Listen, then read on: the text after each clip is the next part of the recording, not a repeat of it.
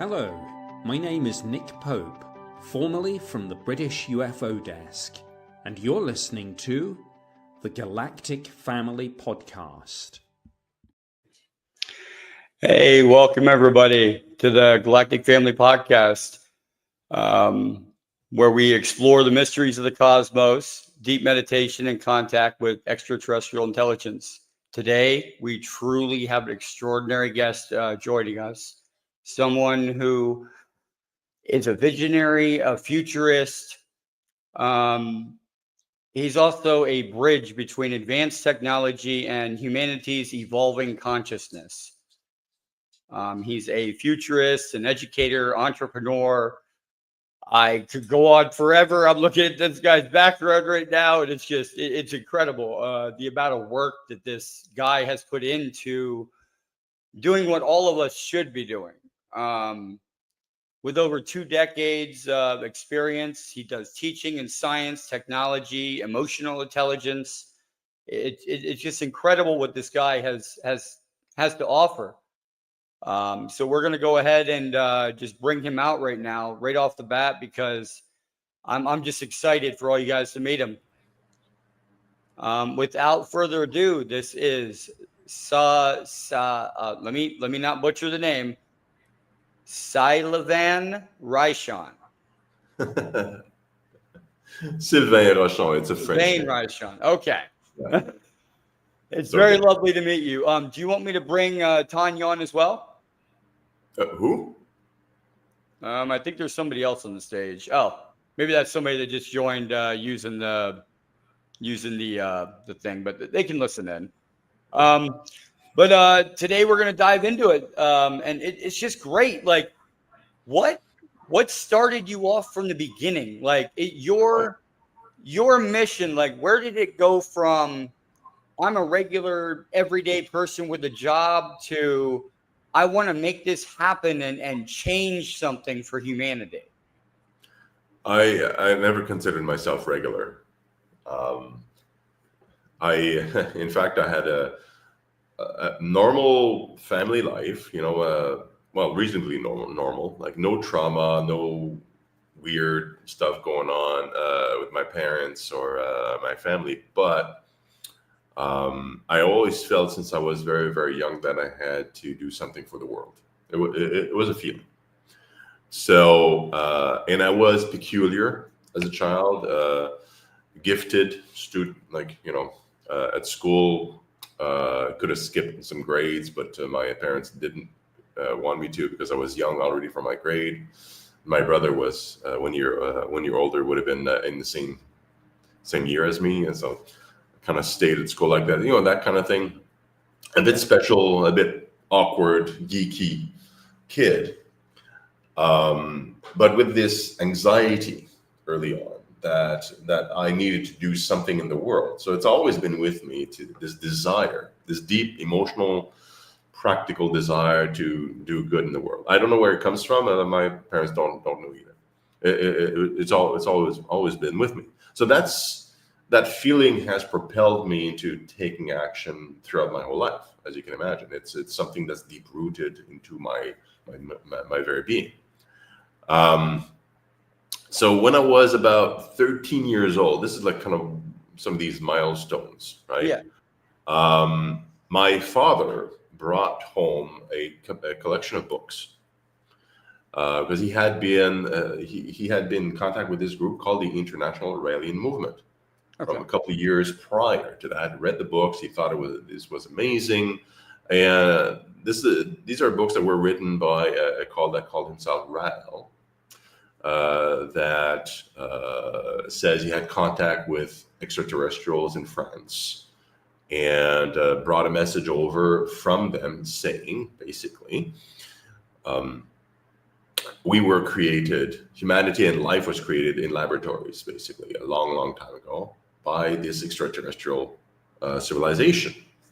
And spread that word. That was the message I was given to Rael at that time in France, and he wrote books about that. And the second message and mission also that was given to Rael at the time was, you'll have to build an embassy for us and prepare humanity for our return, because we want to have direct peaceful contact with humanity, with our creation, our children. But it has to come from humanity. It has to be built by humanity, and humanity has to want us to come back. So it's not we have to initiate it first. We have to initiate it. Yeah. We have to desire it. So it's kind of a message of respect, right? Like let's try to spread the word that we exist. This happened a long time ago, and if you want us to communicate with us, well, do the work, right? Yeah. And then we'll come when you're ready, because that is an indication of readiness, when the whole of humanity kind of comes together and decide, okay, yeah, like we're fine with the contact. We won't kill each other over things, and it'll be okay. So that was when I was 13. That's like nearly 30 years ago, 40 years ago, like 37 years ago, right? And I read those books, and that really resonated with me,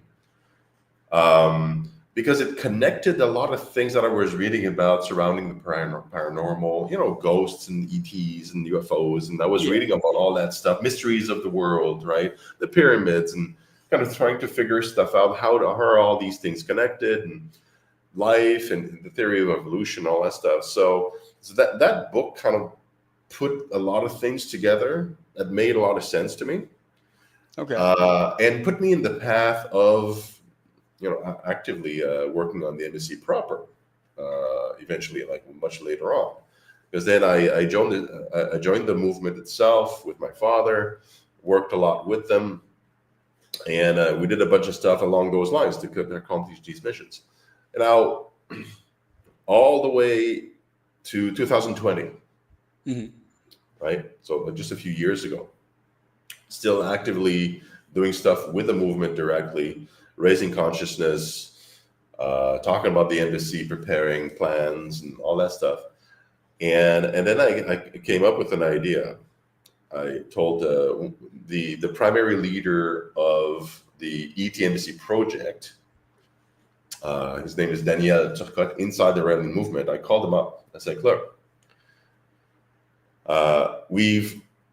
as a movement, we've gathered $50 million US, okay, for the ET Embassy project. Donations, investments into mutual funds and all that stuff. That grew that fund, because it was a mission since 1974, right? Because Raul got his contact in 73. So he started like with a small group of people, and it grew and started putting the money in the bank, basically. And so it took a while, because it's all bits and pieces of donations. So I said to Daniela, okay, we got that. We got plans, like blueprints, because a bunch of architects worked on these things, but we have a messaging problem. As a movement is promoting a lot of different things. Okay. To prepare humanity, you have to talk about a lot of different things, right? Because it has two missions, right? The embassy and preparing humanity, and talking about the creation of life.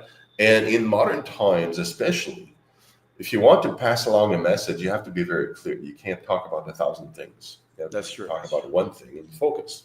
So I said, well, we have to focus on something. And he had already started doing something like that in a separate website and things.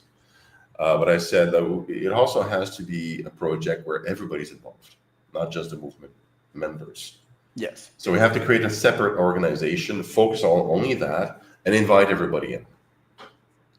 So that was the birth of the Alliance in 2020. We created the Alliance as a separate entity. And we got 30 organizations involved, and over 2 million followers that want the embassy built from that. Well, 2 million and one. But other than that, that was the beginning stages. Like, and what can you tell me of what actually what initiatives does the ET embassy have that aligns with the Raelian philosophy? Kind of like, is it like you took the peaceful contact and the, that out of the movement of that to make the embassy part, right? Right. Well, Okay. I'm trying to get a question out of that. I'm not trying to word it. no, the problem was just about messaging. So it's just like, Okay. so now we're strictly the alliance is strictly about the construction of the ET embassy. There's no philosophy involved. It's completely disconnected. Okay. It is the That's same what I was project. wondering. It's ET embassy, right? Like Yeah. we're aligned. The movement is one of the organizations that is supporting the alliance. Yes. Providing all these blueprints and the funds, all that stuff. We're not doing something in parallel regarding No. I was just wondering, like, we're collaborating. Yes, right? collaborating. Yes. Yeah, just like the 29 other organizations are contributing in their own way. That is just incredible. Right? And we're gathering other new organizations as we discover. So it becomes a multi-religion, multinational, multi-philosophy group, because we are completely agnostic from all that stuff. All we want is to get motions done, get the activities done to have the embassy built. That's it. That's the alliance's purpose.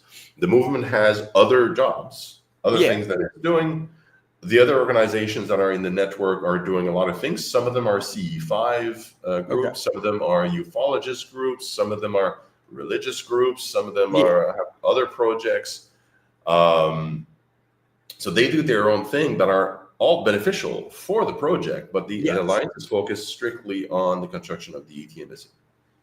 And I can't stress that enough, that's the most important thing in the world right now for everybody to focus on is this project, because I mean it should be our primary goal as a civilization, that now that we know, well, we knew this a long time ago, but more things are coming out now in the news about everything, and more people are becoming aware.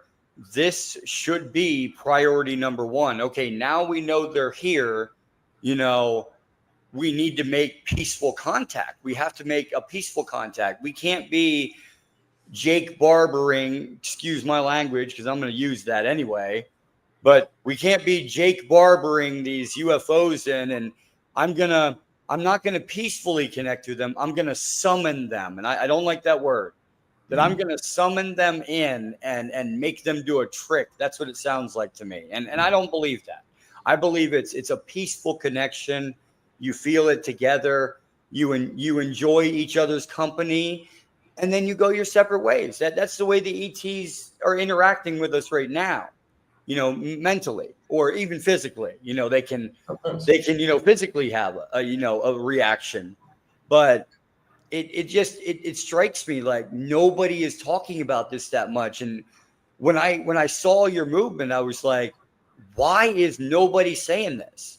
Why not? I mean, there has to be a reason behind them, like not wanting this. Like, is it that, oh, well, if we have this, then we got to be peaceful because we signed the treaty and now we can't make them come in, or you know what I mean? There's so many things out there to go with that. I don't want to go too far out with it, but I call it the Jake barbering, because you're not trying to summon them to you. You're trying to peacefully connect in a way. And I hate when they use that term. Yeah. I mean, we can't be absolutely sure of any intentions of people. We don't have really direct contact. Like, I've never had an experience with ETs. I've never even seen a UFO. Like I said, since I'm very young, I knew I had this feeling that I was going to do certain things, and things make sense. I was trained as a scientist too, generally. So I see things in a very rational way. And to me, this is a very rational type of decisions and project, because we should know, and we do know, that there are other civilizations out there, right? For a fact. And if you look at timelines at a galactic scale, right? Assuming theory of evolution is correct, which I do have my own reservations about that, Yeah. actually, as a scientist. Yeah. There's a high chance there is one or several, or even up to a few thousand civilizations in the galaxy that has also propped up. Many of them could be like 1,000,000 more years more advanced than us, because the galactic timescales are massive, right? Yeah. There would have been enough time. And I was talking to another person recently about this, and it astounds me that scientists aren't thinking about what I'm thinking and telling people what I'm going to tell you now. I've heard it once before from somebody else, and it just blows my mind that they don't talk about it. Imagine, we have to speculate, like you have to assume that we're not alone. Number one, okay? We have to make that leap of faith, which is a reasonable one, even from scientists, right? There's a high chance that other civilization is more advanced, just as much as it's less advanced than us. And if it's more advanced or less advanced, it's more than 100 years. It's going to be a significant difference. Yeah. Okay, because galactic scales is millions of years, so timing means that it's probably going to be a significant difference. Exactly. All right, so let's say 50% chance it's higher, more advanced, at least one by one. Mm-hmm. We, as humans, are on the cusp of creating new life. Mm-hmm. If anything, we can do it mechanically. We can create artificial intelligence and robots that are self-aware and conscious. We were talking about this year. Right? Yeah. We can make robotics that are sentient and self-aware. We're 1 or 2 years, maybe 3 years away from that. This is mechanical. But on the biological side, like my background is biochemistry and chemical engineering, that kind of thing. We have created microorganisms. We've been genetic engineering our asses off. Now AI is involved in helping us understand the human body and how to engineer life in a biological way much, much faster. Yes. So we're not that far away from going on the moon. Like, we're going to set up a base in 2028, and we could create life that is adapted to that. Okay, that's us. A civilization that's 1,000 years or more, or even 100 years more advanced than us, can seed life anywhere, mechanically or biologically on the planet. Like, create life and do these things. What Rael was talking about, basically, could have been done. So you don't need 1,000 civilizations that have evolved in the galaxy for it to be 1,000 civilization. Yeah. All you need is one. And there has to be thousands, because when you think about it, the Big Bang happened billions of years ago. Yeah, right. 13 point. Yeah, and we've been around for, if you take that time scale and put it on a ruler, on a 12-inch ruler, we've probably only been around maybe like a point of a millimeter, a decimal of a decimal, because I think it's less than a minute on a clock. Yeah, exactly. Less than a minute on a clock. That. Exactly. I don't remember exactly. Yeah, very small. Yeah, we've been around that long, so it's inconceivable that we would say nothing else is out there. Yeah, it's just following Drake's equation. I mean, there's a lot of variations to it. It's possible that we're alone. It's not zero. Okay. Yeah. It's not a zero possibility, but it's highly probable. There is 100 billion stars just in the Milky Way, right? And the assumption based on exoplanet explorations and things like that, there is about an equal amount of or more of planets that are in the Goldilocks zone. Yes. In the galaxy. So favorable to them are better than ours. Yeah, and so that potentially, the conditions are very different, but there's going to be a subset of that where life can evolve, or at least be planted, and thrive and develop into something more interesting. So yeah, and then, like I said, astronomical scales means that you have many of them, half of them are more advanced than we are. So they've been observing us and interacting with us, and interestingly, not directly disturbing us like on a massive scale. Nudging, contacting, Yeah. connecting, influencing in certain ways, in subtle ways. Sometimes like they have the rare direct contact with some individuals. But to your point, like at a societal level, we don't talk about it because there's no big movements and big appearances. Right? There isn't. And that's what I It's with said. Like, individuals. It's very personal. yeah. And it took me, me and you, it took us, a couple days to reach out, and we had contacted, we set up this and everything and had it going. I don't know why I'm the only podcast out there that has contacted you. Like, this is ET Embassy. This is huge. This is big. Yeah. And one of the reasons it's not discussed is to your point from earlier, very much. Certain circles do talk about it. Like I've been to other interviews before. Like it's since 2020, there's a number of people that are interested, but yeah, not many. And usually they're small. The mainstream is staying away from that for the same reason as politicians are very quiet about this possibility. I can guarantee you, because we speak with diplomats and politicians, especially Daniel, my partner, right? Like he's the president. His responsibility is make those discussions.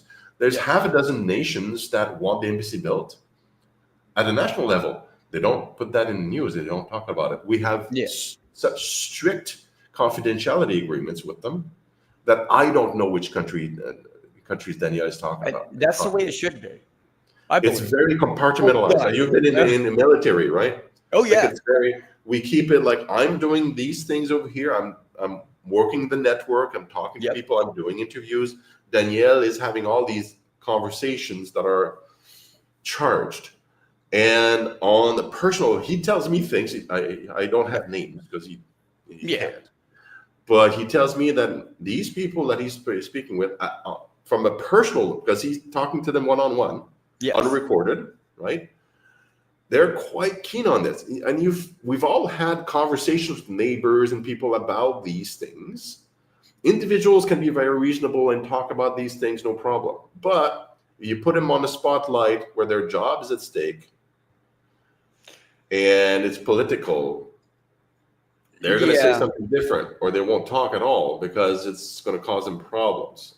That's very true. However, things are changing because the popular conversation is changing. People are aware and they're open to the idea and having conversations at the dining room table a lot more in the last few years.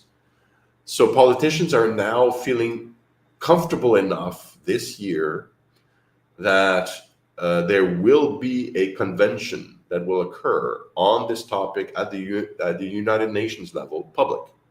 Oh, nice. We are organizing this. This is one of the steps that needs to happen. That is amazing. Yeah, I mean, we're not sure if it's going to be this year exactly. There's a high chance that it's going to be this year. It has to be initiated by a country. So they have to make an announcement. That means they have to go public. It's like, hey, we like the idea of an ET embassy. Nice. Let's prepare for that. Let's talk about it. What are going to be the agreements between nations? I was just about to ask you about that. My next question was going to be, how do you envision the extraterrestrial beings using the embassy? And the second one would be, what kind of diplomatic protocols would you establish in the embassy? And I already know the first one would be no weapons at all. Well, I mean, unless you're security. Yeah, well, there's a bunch of things going on there, but this is exactly our wheelhouse, right? Okay. One of the biggest issues with ETs coming is us. We are the issue. We have motivations that may not be aligned. We don't agree, like between nations and how things are going to occur. In fact, there was a paper that was published last year by a group of scientists that they were just studying the possibility of an extraterrestrial civilizations appearing and making contact, like first contact, a la Star Trek kind of thing. So what would be the risk? They were kind of like examining the risks, and the highest risk to humanity was humanity. basically nations fighting each other for the rights to the ETs. It'd be the rights to the technologies then, yeah. Like Yeah, because they want to have access, right? it's just a squabble over petty stuff all over again. It's a power struggle. We're still in that mindset to a very great extent. I agree. Okay, not all nations are like that. Some have gone beyond that, but many nations are still. And some of the more powerful nations would still elbow their way and try to force, because it would be a momentous moment in humanity. And every nation, a lot of nations would, can't say every, would want to take advantage and dominate using the contact, because it's still that stupid mentality of trying to dominate other people and gain power and prestige. So how do we deal with that? Well, there's two parts of that to deal with it. And we're going to go into the embassy proper in a second. Okay. One is you have to prepare humanity, the civilization, the people themselves, to want a contact in a certain way. They want both mentally and we are voting in these politicians. We're pressured, right? So the people have to be in agreement that this has to be a world, not just my nation will keep this. Like, they have to have the mentality as a population. So that's groundwork from all of our network. Instead of being like U.S. tech, this is world technology. Exactly. So that's that's the grassroots kind of work that has to happen. On the political side of things, it's all about laws and norms. And the ETs have no legal standing anywhere with any nation currently, because it's all about human beings living here. All the laws apply to humans, not ETs or NHI if they happen to be non-corporeal, or whatnot, right? So there is a set of laws that do apply universally across all nations, because you can't force nations, like 200 nations, to change their laws to include ETs in 200 different parliaments. I mean, that may happen organically over time, but it's not something that we can do, right? But there is a convention called the Vienna Convention on Diplomatic Relations that uniformly applies rules by nations, between nations, agreed upon by the national, by the United Nations in 1969.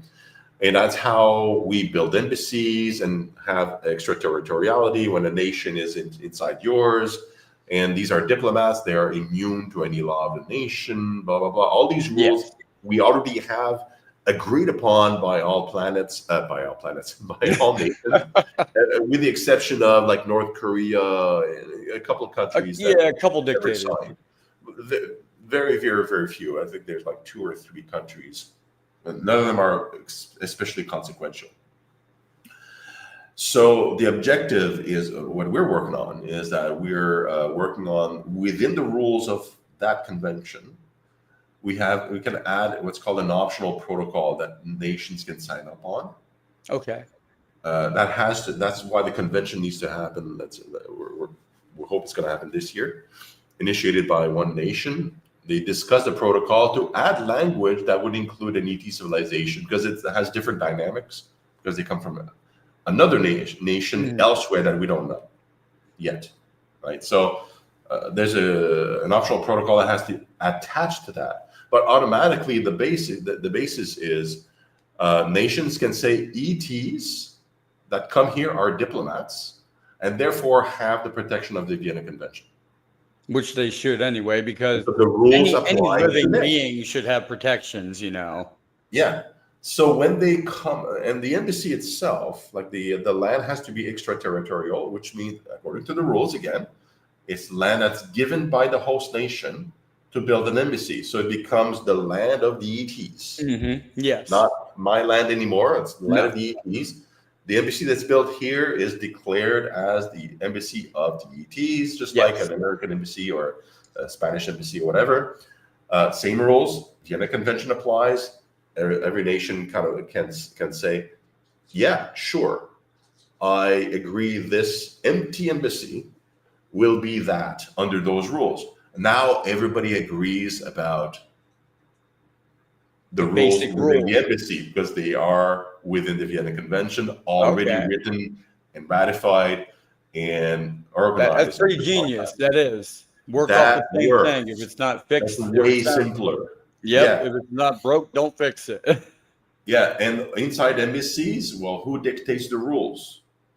The nation that Yeah. owns Controls the the embassy. embassy. Okay. So of course, it's a bit different since you have to have a caretaker to take care of the embassy while it's empty, because we don't know what's going to happen when we have first contact. Then the rules will arrive, right, and we'll know. But that's how you resolve a lot of those practical issues. Yeah. The rules already exist. So that answers a bunch of questions. Now we're going to build one embassy. We're going to start the first one. We're going to fund it.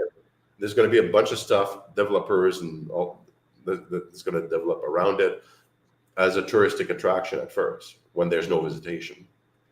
It's going to become a new Roswell. And you're going to get right into it. And I'm going to ask this question. What's going to be the criteria for who can work and visit there? Inside the embassy, not a lot of people are going to be allowed there. Well, yeah, I understand that. Yeah, I mean, in the first place, it won't be a lot of people, but it when it starts, getting a little bit expanded, who's actually going to be allowed there? Like, can you sign up, go through background checks and everything, or how would you do it? Well, I think there's two components to it. First is that before arrival, and then there's after arrival. These are completely different things. So before arrival, which is something we know, because we're trying to build it, and nobody's telling us what to do. Like the ETs are not physically here, to kind of give us like a lot of rules.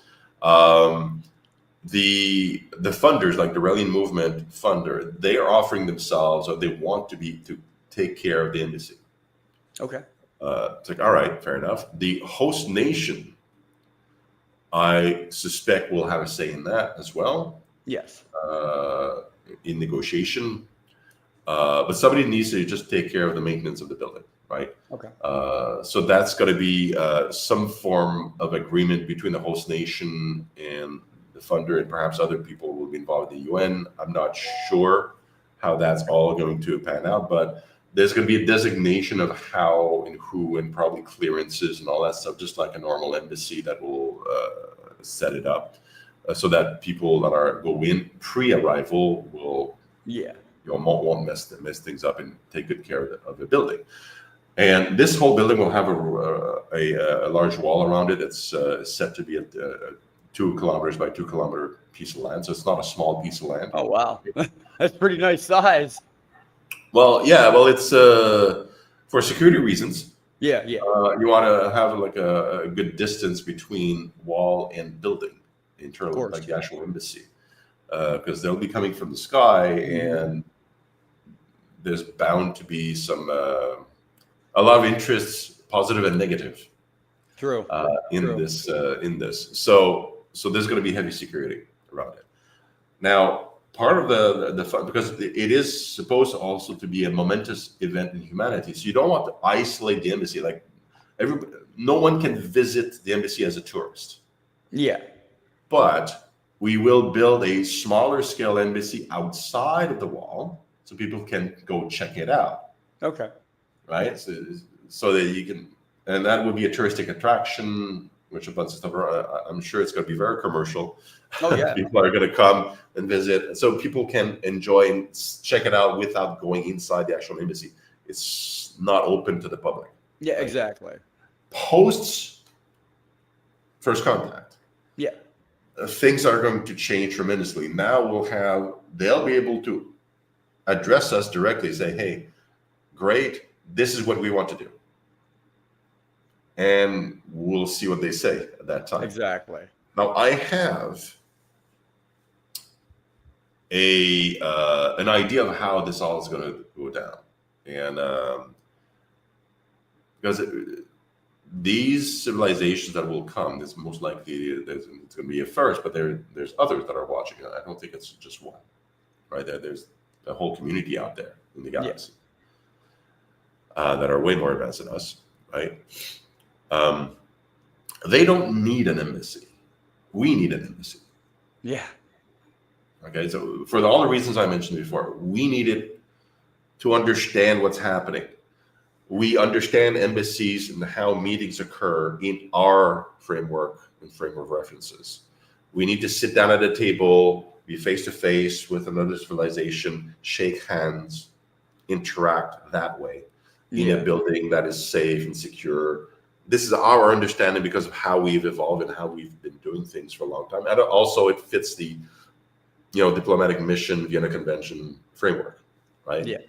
These are our rules that we've built. So, and the population understand that, and the leadership also understand that. So most likely, because the ETs are so respectful, they will come at that building. Okay. And they'll, follow the rules of the natives. Yes. Right. In respect. I think that any kind of public discussion that will happen in those rooms will be broadcasted everywhere, not by us. That'd be wonderful. I think. Because it's the conversation, not with a few chosen leaders that are going to sequester themselves into a room to try to have private conversations. They'll want to talk to everybody. Oh, yeah. And it'll be world changing.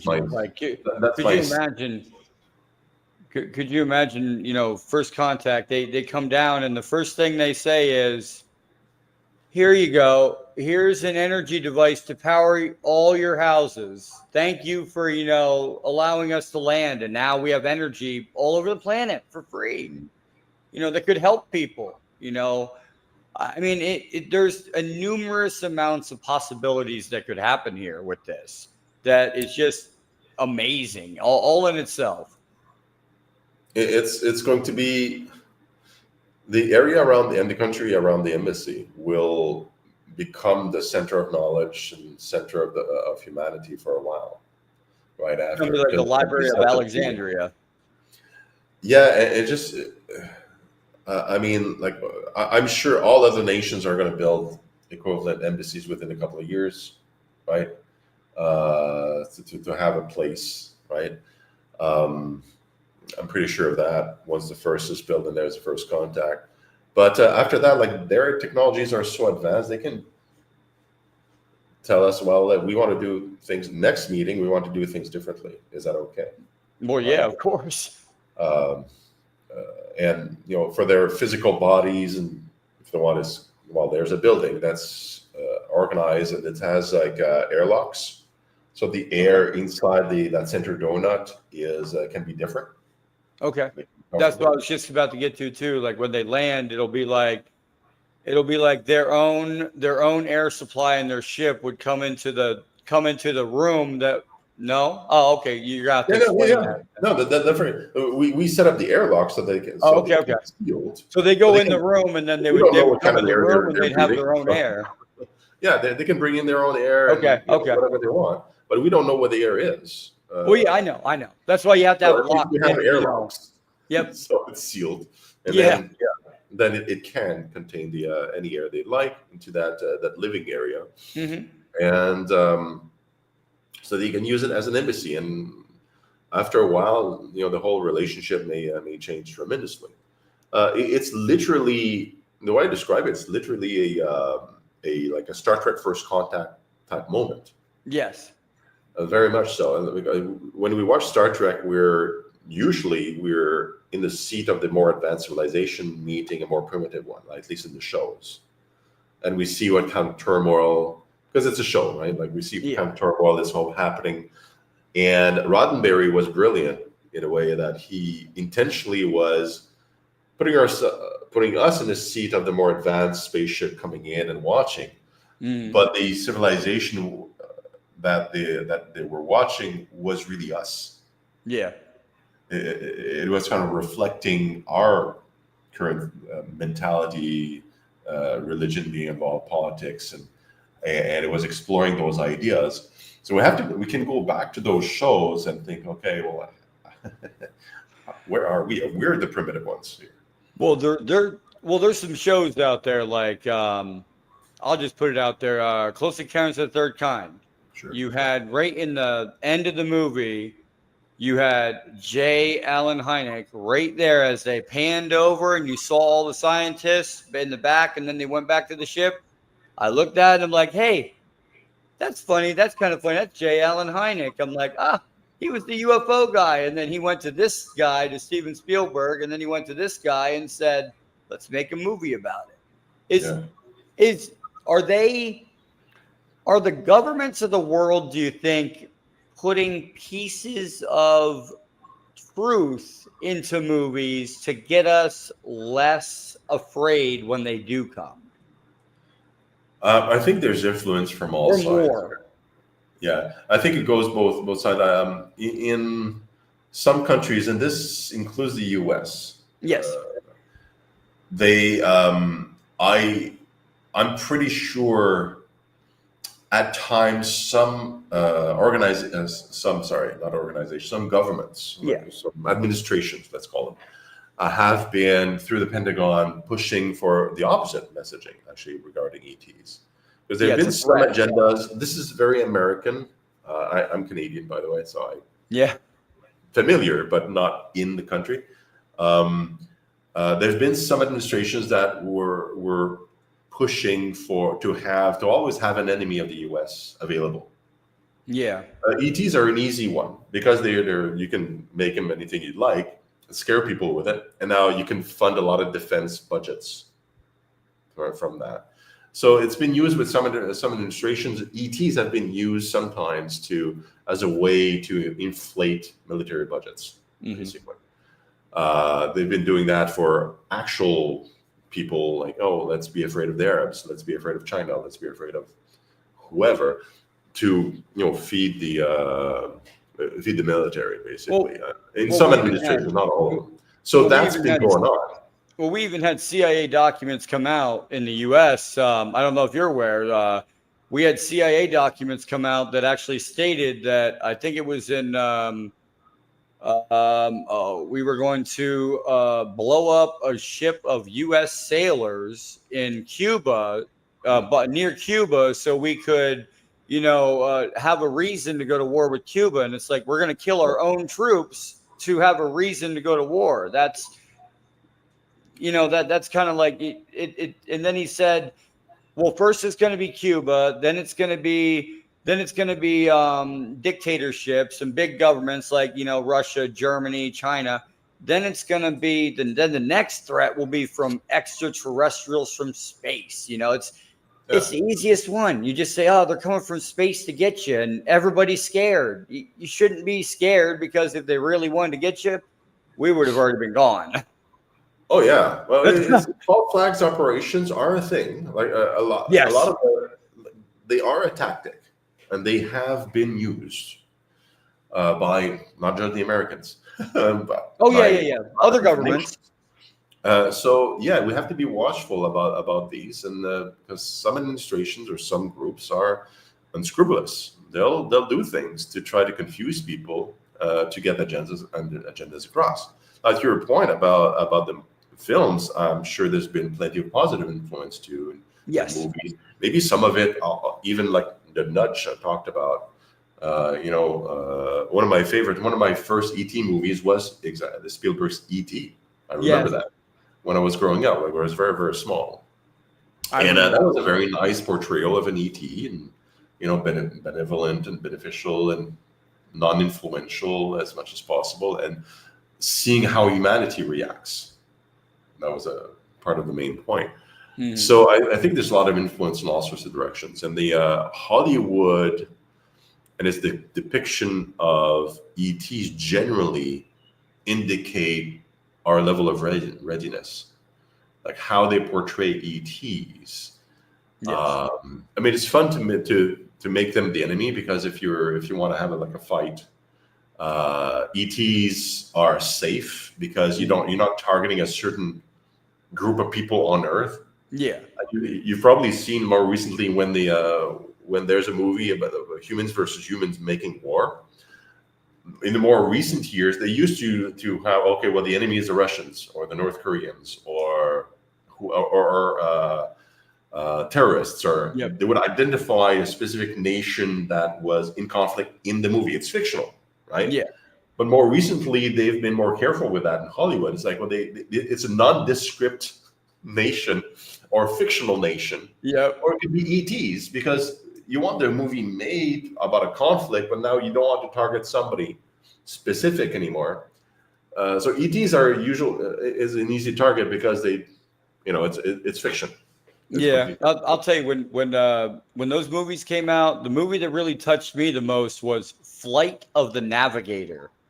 Oh my, yeah, I remember That that. was That's a old. good movie, and I remember it like it was yesterday because I remember the mind ship interface like talking, and I was like, that sounds a lot like what's going on today. Like Yeah, that brain computer interfaces. that these the not just that the ETs could be sending these craft here and not even be in them. They could just pilot them. And then the craft is actually organic and it's actually alive. Yeah. Yeah, in fact, I was speaking, I think this was Jim Garrison. He's from the New Paradigm Institute. Yes. And he invited me to speak on their show. And we're talking about just UFOs in general, UAPs, right? What's in the sky. And sometimes we recover bodies or things, presumably, and things like that. And I said, like, why do we think these are the actual advanced civilizations, like letting themselves being shot down and or observed in any way? Like, yeah, they're so advanced. It's like us, with our advanced civilization, going to visit another planet, and you have like pygmies there, and they're able to shoot down one of our aircraft.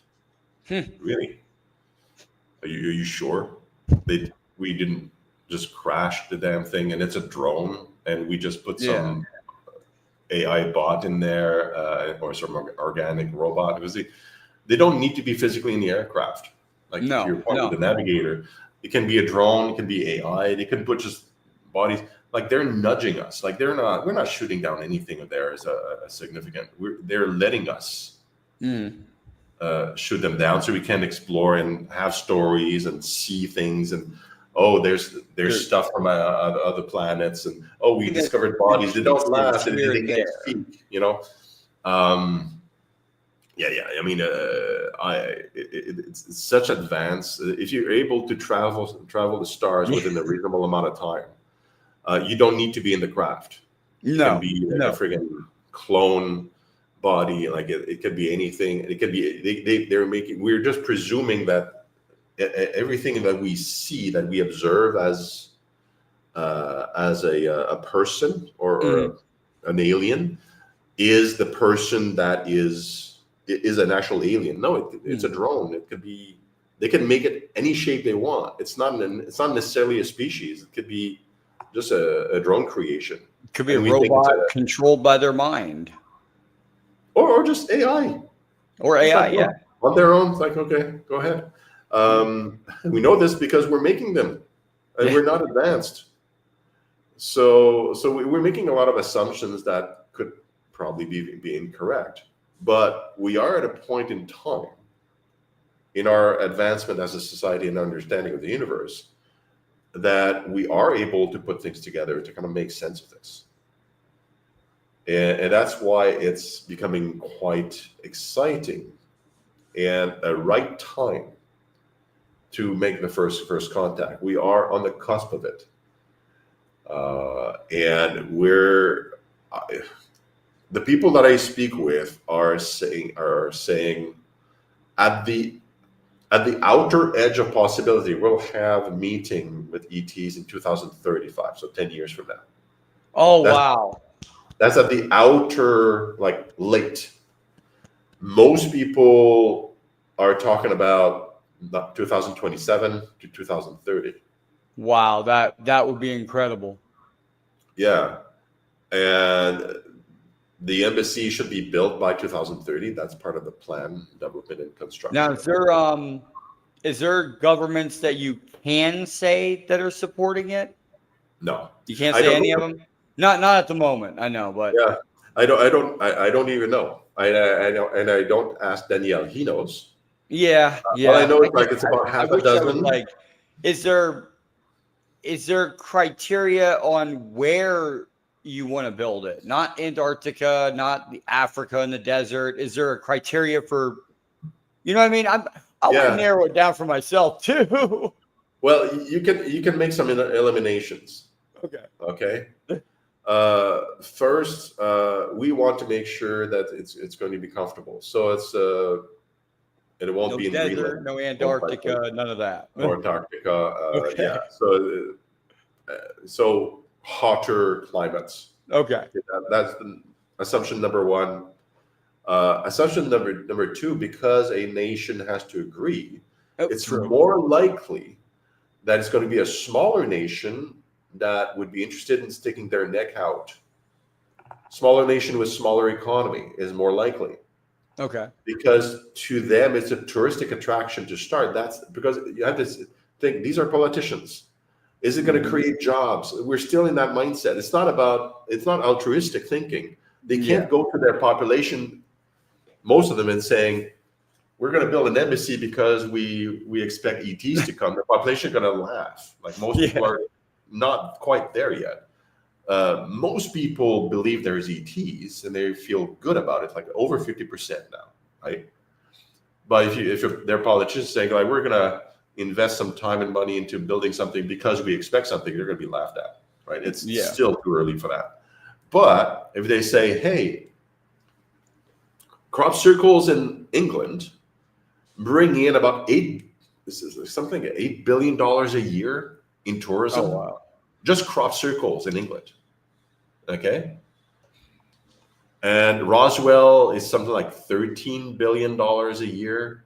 Sorry, that's New Mexico entirely, but a subset is Roswell. It's billions of dollars a year of income. So a small nation can say, hey, we're going to build it. It's going to create jobs and bring in a lot of tourism. A smaller nation is way more in a position to say this is great versus a European nation that's more advanced, where they have a lot of different ways to make income. They may still want to do that, but it's less likely. Or they're less motivation because they have a lot of different ways to generate that kind of money, right? As a nation, jobs and things like that. So that puts the probabilities more into African nations, South America, Pacific Islands, Southeast Asia, and so on, and even Middle East, which would be amazing because the cradle of humanity is Africa and Middle East. You know, a lot of things happen there, so that would be kind of like a full circle, I think. But from what I've gathered from hints, most the nations that have been interested are in those categories, but it's only hint based because I have no names. A country like right now, a country like America could possibly do that because of the leadership currently. President Trump, as a real estate guy and wants to stick his name in history, may just decide this is a good idea. Let's do that. That would definitely not a do normal it. Politician, right? And it's like the money comes from elsewhere. It wouldn't even cost any taxpayer dollars. It would just be a stroke of a pen. So that's an exception because of who President Trump is and how he decides things. Like because he's controversial already. He was just like, yeah, let's do that, and people would say, hey, and he would say like, I mean, he's pretty much, well, we're gonna take Canada and we're gonna take Greenland and we're gonna. I was like, what? But it would be a way for the embassy to be built in the States because of Macron in France. Forget about it. Like he wouldn't never do that. I'd say the best place to put it would be Greenland because of the fact that it's an island. It's got its own spot, and that's where I would put it. But I'm not going to Yeah. say whether or not it's there or not. I'm just saying Greenland is like an island, so it should be like easy to protect, easy to manage, in and out flights. I mean, it should be pretty easy on that. But I Yeah, don't I don't know. know. I mean, it's I think you just need a nation to stick out. And then the first And one. yeah, the first one, and the requirements that you have to have like about 4 square kilometers of land, which is, I mean, it's a reasonably large piece of land, but for a Yeah. nation, you can always find that somewhere, and it's so you have the necessary isolation. So that criteria is not a problem, right? Except perhaps in countries like the Vatican and San Marino, like tiny nation states that may not have that space. It's very rare. So nobody But yet yeah, has there's not a approached you whole and lot said that needs to that- happen. So nobody yet has approached you and said that we will make the embassy here yet. We're still in talks with Not them. not quite. No, there's Okay. there's interest, Yes. and with some, we're preparing for them to make statements and Okay. take steps, like a convention for the offshore protocol, Okay. and they'll make announcements on their own schedule. Yeah. We don't know, and of course that's going to be announced, and people are going to be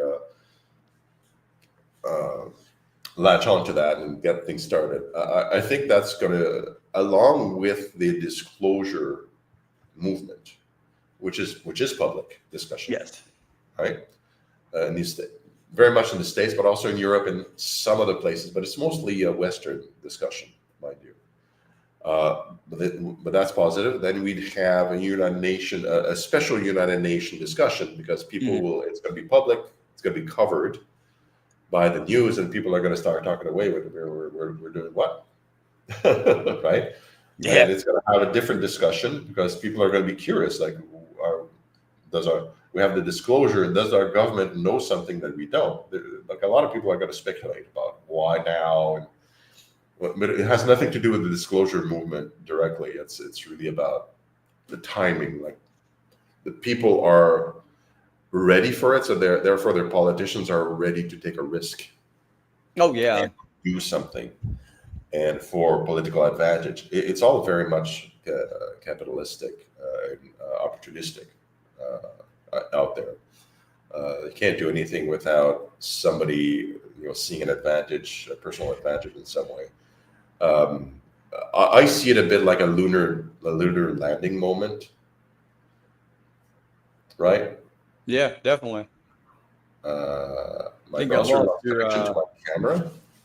Nope, I didn't do nothing to your camera. I think it was you. Oh, yeah, okay. Oh, there it is. I don't know what happened. But That anyway. was pretty weird. He's my living room now, but it's okay. I lost track. The lunar landing moment. Yeah, when the U.S. went to the moon the first time, right? The motivation was geopolitical. It took a lot of resources, a lot of attention in the news, because it was, do this before the Russians do, right? And so when a country decides to build an embassy, there's going to be a lot of other things around it that are going to pop up, and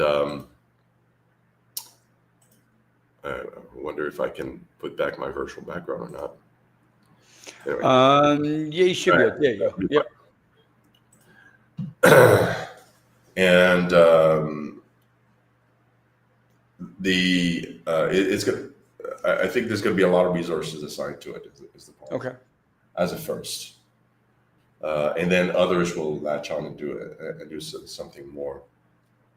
But it is exciting to see just how many people out there are having these conversations in the back rooms and at dining room tables. That's where I see most encouragement. And when we talk, when Danielle speaks to one-on-one to people, like he hears the same. They talk about the same things you and I. Yeah. in one-on-one in private conversations. So we know there's interest, but the climate has to be correct out. And there's going to be opportunity for just about anybody to participate in that event. That's awesome. Yeah, it's not just one thing. I like the embassy. You can't visit that. That's one thing. Oh, But yeah. there's a lot of things that are going to happen around it in which people can partake with. I would be dying to get a ticket. I'd probably sell my house to get a ticket, but that's just me. Like I've been. My first experience was when I was 16. I was abducted by a mantis being in a live ship that was alive. I know that because when I went around the corner in the ship and I put my hand on the wall, it felt like on the inside of my mouth. Oh, I see. Okay. And I was like, oh, that's different. And I went around the side and I just felt it. It was like and eventually I figured out that they told me it was organic metal. And they said it was a live ship that they use for scout or something. Like if they scout around an area and it's like automated, it wasn't supposed to do what it did, but it beamed a beam or something on me and my mother, and it was the wrong kind. It wasn't meant for human. So they thought, oh crap, we did something wrong here. They brought me and my mother up. We lost 2 hours of time, put us back. Perfectly fine. They said we had to take you up because if we didn't, you would have got skin cancer. You would have got this. We fixed what we did. It was our mistake, and ever since then, I've been all for everything. Peaceful contact for, getting everything going. I joined the military and then I went and I retired in 2014. Went through a bit of a spell with, a little bit of PTSD, but after meditating, finding myself and reconnecting with beings that I didn't even know were there at the time, I got a boost of energy just here in my head that was like, you need to do this. And that's why I created this podcast, and that's why I have you on here, because this is what we need to promote. This is the whole reason for this podcast. Peaceful contact, the embassy, I'm loving it. That's pretty much my background right there, sir. Yeah, well, you're definitely not the only one. Yeah. I've even people that are experiencers like yourself. They're easy to bring on board because it's like they've been waiting for it. It wasn't a bad experience either. No, I think it's something. It was a book by Ray Hernandez and company. I forget the name of the book itself, but they did some research about experiencers, especially people that were abducted. In that case, I guess that would apply to you. Mm. And some abductees. I think it's 20-30% or something felt at first that it was an extremely negative experience because of the way or the manner in which it was done, traumatic and other things like that. And typically people that are abducted once are abducted again several times. And over time, actually, there's a reversal where the experience becomes quite positive because the trauma kind of goes away, the fear goes away, and they become kind of accustomed to it, and they start having conversations with beings, and their initial fear was unfounded, I suppose. Yeah. Initially, because there's trauma into being kind of snatched away from things, and the experiences are I don't know the nature of them, but they're case by case. A lot of them, there's healing involved. Yes. To your point, And when there's healing involved, and this is a research by Preston Dennett. He's a researcher. I've had several encounters with him and interviewed him many times. He wrote like 39 books on ETs, and he's a researcher for a long time. And he discovered a pattern with the people that were healed, like in all the stories. Okay. Because he was looking for was like, why are these people healed and not other people? Yeah. Right? And the pattern seems to be occupational, which was interesting because he didn't expect that. Meaning the professions of the people that are being healed, it's something like 95% of them are in professions where they're helping others, like social workers, healthcare workers, teachers, healers, things like that. Like a very high percentage are people whose job and occupation and motivation is to help others. They're the ones that are being healed. Okay. Through abductions and being put back. And he has he can speculate on why, but that's the pattern, right? People are going out there and trying to do something for humanity, are healed of cancers and other diseases, presumably to keep doing what they're doing. Okay. I mean, that's the assumption. We don't. Yeah, no, I mean, it makes sense. I mean, yeah. Some of them are actually told this. Like when they get abducted, they have like small conversations. They're being told like, we need you to keep doing what you're doing. And then they're being put back after being healed of something, usually something serious. Even one of our primary volunteers, she's a channeler, but also she was healed of a lump in her breast. Oh, wow. When she started having these experiences, she was going to go to the doctor because she felt a lump in her breast. She was worried. And then she wasn't technically abducted in her case. It was more like an experience in her bed. Okay. And when she went to the doctor says, no, there's nothing there. And she couldn't feel the lump anymore. Oh, wow. And then right after that, she started channeling ETs like crazy, and she still does that regularly. We have meetings, and she does that during meetings. Wow. There was just a few years ago. So that's my direct experience with someone, and I've met others. But and she was told that she has a mission. She has to be like an ambassador between ETs and us. That's her mission.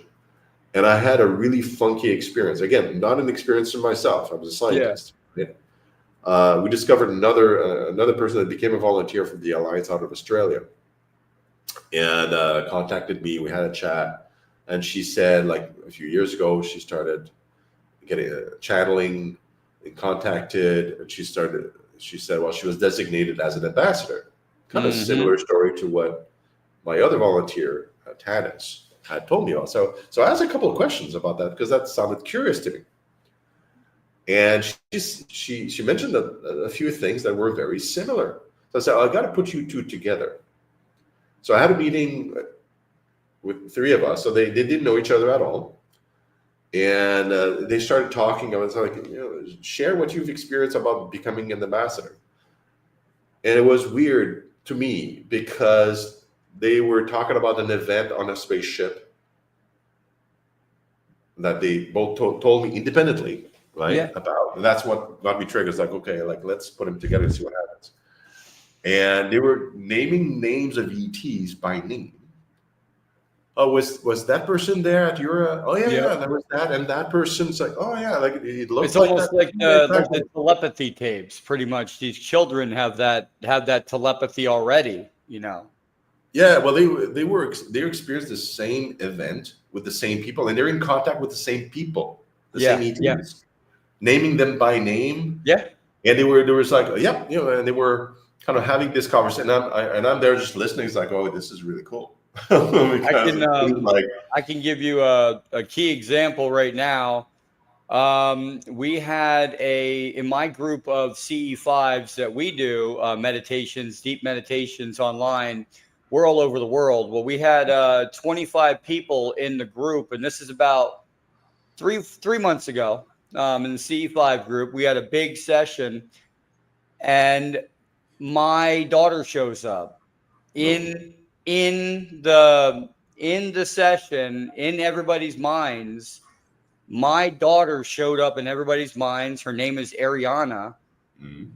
She's half human, half mantis, beautiful, giggles, a lot, is almost like a kid, but when she's serious, like, go do this.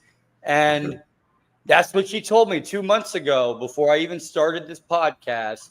We had that CE5. And I had 3 or 4 other people in the group, and they were like, is this what she looked like? And 3-4 people drew the same picture. Drew the same picture, drew the same and knew her and knew how she acted. And they told me independently, and I was like, there's no way this is fake. It can't be.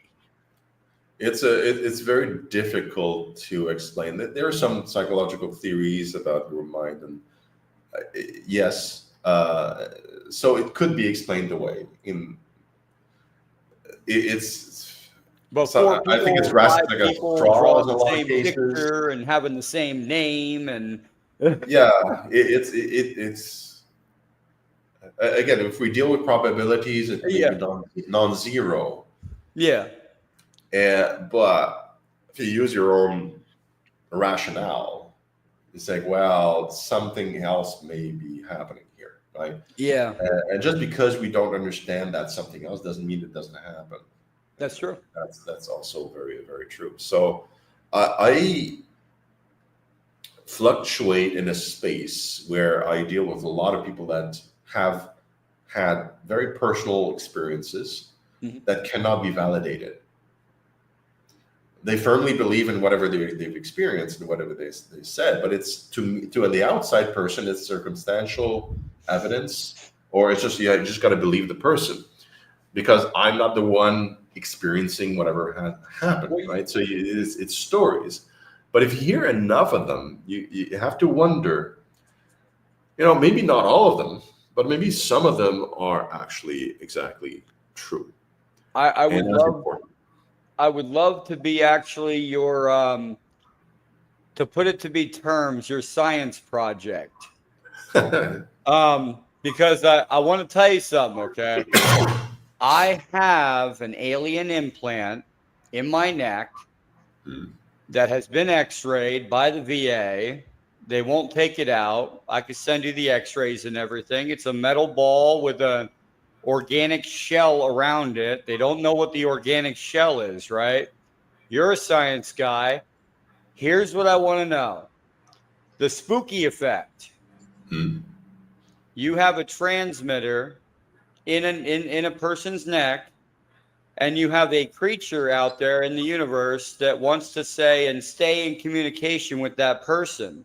If they take their organic material from their being and put it around that metal shell that is a signal amplifier, could it work? Spooky effect. That's weird. What is it? Weird, like weird freaking magic, I think it is. No, it's. I think we have, especially now, how advanced we are. Like we're delving in quantum mechanics and all sorts of different effects. Spooky effect at a distance, maybe, is your reference. That was from Einstein. Yes. Speaking of quantum mechanics, basically. But I want to add the communication part to it too. Yeah, we human beings think communications happen with mechanical transmitters and emitters and receivers, right? Because that's what we've built. And there is a level of understanding now, at least I get it, and I'm sure others also, where we could, and we have at a small scale, make transmitters and emitters that are organic material. There's nothing. You're just different molecules that accomplish the similar goals. Once you understand the science of transmission, you can use different materials to build different things. Yeah, quantum entanglement. Yeah, that's can occur within mechanical devices, but also you can build that in using organic material. Even within cells, if you're an engineer that has significant knowledge, you can do that. Okay. Right? So that, I mean, I don't know what's in your neck exactly. Well, not equipped to analyze it, but I'd yes. love you to too. I mean, I put I'm actually a science guy myself. I'm a MUFON section state director. I do a lot of stuff with ancient aliens and stuff, and going out and UAP landing sites. I've got all the equipment, thousands of bucks. Well, I put the EMF meter up to my neck, right up to the actual implant, and there is an intermittent signal that comes out. Yeah. Totally possible. And the shell around it is, could be of any kind of origin. In principle, I'm going to pick your brain after this. Function, to have some kind of function. Like we have to think. As a futurist, like I've started talking about this with people. Like we have to think about machines and consciousness and intelligences in a very different way. Yeah.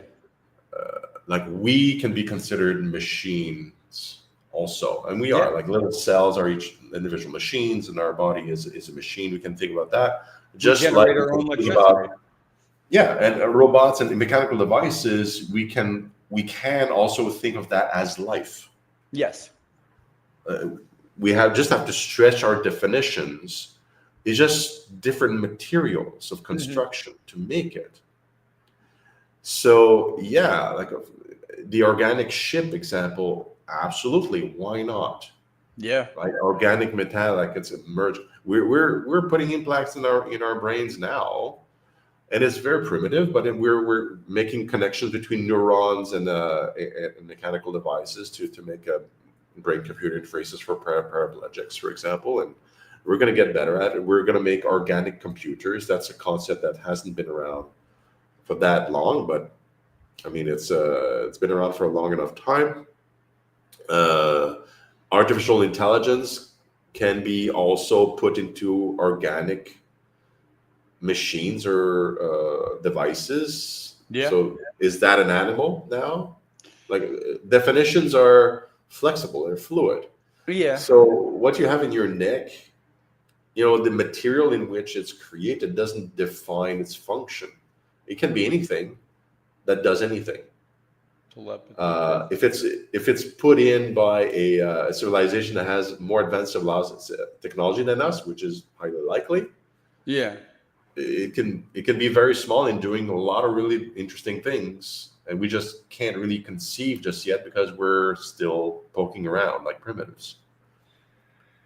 Now, do you believe that there could be, let me put this, an ultimatum, like if not from us to them, but from them to us, saying, okay, you have the ET embassy now, but we're not going to land unless you disarm or disarm nuclear, because I know they're focused on that because of now. There's one thing out there that I hate people saying, okay, Jake Barber comes out and he says, well, I'm going to make this Skywatcher team. We're totally civilian. We're going to call one of them in. I hate that word. We're going to call one of them in and we're going to show it to the world, right? It's never going to happen. Never going to happen. And I'll tell you why. Because in the United States, there is a law in the Nuclear Regulatory Commission, a law that states that any nuclear regulated material that has any type of nuclear waves or anything coming off of it, it's secret, it's government property because now it's nuclear. And nuclear is now secret. You can't do that. Most of these craft have neutrino emissions coming off of them, which might not be completely, harmless to us. It could be in small doses, but large doses maybe not. But they still have neutrinos coming off of them. It might not be harmful to us, but it's still nuclear. So that even if they call it down and say, "Hey, we're gonna show this to the world," the government's gonna come in and say it's nuclear. They're gonna cover it up. Almost everything is almost everything that you can think of that is subatomic can be called nuclear unless it's electronic. String theory Neutrinos are nuclear. well, string theory is everything. Yeah. But yeah, I mean, the government can say, well, yeah, that's nuclear emission. Yeah. So even though it's not like alpha, beta, or gamma waves, it can Neutrino. neutrinos, if they're produced artificially, let's call it, they can say, well, yeah, that's nuclear. Yeah. Same with any kind of wave that come from an atom, basically, they can call it that. Sure. I mean, I think DETs are waiting for us to make the right moves. Yeah. Some of it is going to be political. Some of it is going to be just a grassroots civilization, like the people. I think it's a combination. Like the political is influenced by the people's will in many ways because we're the voters, and but yeah, like I don't know if I'm not aware of any specific instruction regarding nuclear, for example, or on behalf of the ETs. I haven't heard that. I don't think because they can shut down everything we have at any time. Yeah. They're not worried about them being the targets of anything. Yeah. So that I think that's why they don't mention it about like we're going to come only if. Okay. What they're worried is, I think there's words about two things. The primary one is self-destruction, us doing bad things to us. Nuclear, certainly. But also there's another concept that's been discussed less, but I think it's valid. They are worried about our experimentation in subatomic. Okay. Because we don't quite understand what we're doing. We're experimenting. We're kind of like poking at it, and they may better understand the repercussions of what we're doing than us. Has there been any message that happening too? Has there been any message from them saying that nuclear has actually messed with anything they're doing, like traveling, or because I've heard that before that nuclear blast went off in Hiroshima and Nagasaki, and it was almost like a beacon going off, like here we are, and they came in and they said, "What are these primitive monkeys doing now?" Like they're messing up the roadways up here. I've heard some of that, but nothing too specific. It's more about like you're messing around with the subatomic, in ways at speeds and ways that we're not ready up here. So that's the frame I've heard it. Okay. So not specific, like what is it doing, but it said that we should understand things better before we build like faster hadron colliders, for example. Well, yeah. Or things like that, where that was specifically directed to armaments being developed, but also the experimentation around like the really high energy particle accelerators, like scalar weapons and stuff like that, right? Well, it's presumably it's like we're just creating some damage that we can't perceive. We don't know we're doing the damage. It's like a long time ago, we were kind of figuring out the periodic table, and we were painting radium on little hands of watches to make them fluorescent. Yeah, I remember. And at that time, we thought it was just a great trick to make watches viewable at night or when it's not so dark. But then we figured out later, it's like, oops, all the people that were used to paint those little hands got throat cancer. Yep. Because of the radiation, and then we stopped doing that right after but we didn't know we were damaging ourselves at the time. So True. similar to we're doing some experimentations now that seems harmless and we can't see there's a problem. And then maybe in a few years, like, oh, problem. We're going to identify something. So I think is that type of warning. It's like, look, Okay. like you're doing stuff that you can't tell is a problem because we're kind of dumb because of lack of knowledge, and we're ill motivated sometimes. Yeah. But most people don't want to hurt themselves and other people, like individuals, scientists especially. Like it's a careful lot, Yeah. right? But if you don't know you're damaging something and you keep doing what you're doing, you're still damaging something, even True. with the best intentions. So I think that's part of it. There's so many examples in human history where we've deployed something that was great for science, great for humanity, and then discovered later, oh, there's these harm. The CFCs in the atmosphere, for example. We can cite a whole number. It's out of ignorance, not because we're malicious. Something we just don't know what we're doing until later. So we're, victims of that. I think an encounter with ETs, when they come, they'll be able to like give us a list. Maybe all these things like this on the list that you've been doing. It's damaging in ways you don't understand. Like, here's what it does, and then Yeah. So so you're informed because you just don't know. Yeah. So what like when now when they visit the embassy, what is the unique architectural or technological features that you want to plan for the embassy? Like, is it going to be airlock? That like, I mean, I actually have. Let me see here if I can actually. Well, I'll pull it up in a little bit here. But yeah, I mean, what technology do you have planned, like feature wise, for the embassy when they visit? It's the presumption, at least in the design, is that we need to make sure they can pump in their own atmosphere, so the airlocks, right? Number one. So they can be comfortable. We're assuming humanoid-sized individuals, maybe a little smaller. That's an assumption based on contacts. But there's no massive technologies that are planned in there, because the main assumption is that they don't need our technology, even if it's the most advanced stuff. Which basically, it's a beautiful shell. Right, like this is it's a beautiful building. It's really nicely designed. It's meant to kind of like show being organic, and also show like the intertwining double helix, a little bit kind of a design to it. So it's more of a beautiful place. Is that pretty much what it's going to be right here? What I have on the pretty screen? much. That is the design. Yeah, with the landing pad at the surface. So the airlocks is.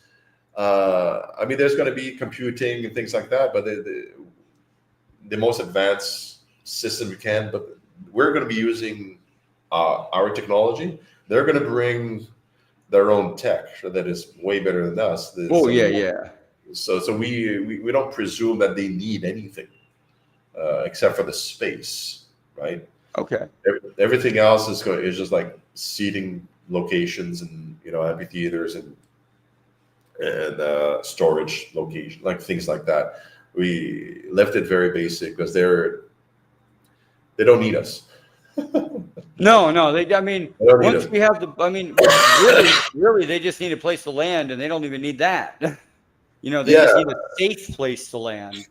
Like this, and you've probably heard some stories. Like I know story of Rael. I know it reasonably well because he was met over 7 days, like an hour a day over 7 days, in the same place. Okay. So that's the story. So he was compelled to go to a certain place in France that was like an old volcano. So it's like a hole in the ground, basically, in the landscape. And he describes like seeing a light in the sky. Something silvery, like a silvery bell coming down gradually, no sound, landing, staircase rolling out, a small being coming out. Okay, like that whole process on day one. Day one. Okay? Wow. And he was a journalist, like for a racing car, a car racing magazine at the time. Okay. And for some reason, when he went there, he usually didn't go there, at least not at that time, going to work. And somehow he left his camera in his car. And he thought, oh, I'm a freaking journalist. Now this is happening. Where's my camera? Right? Yeah.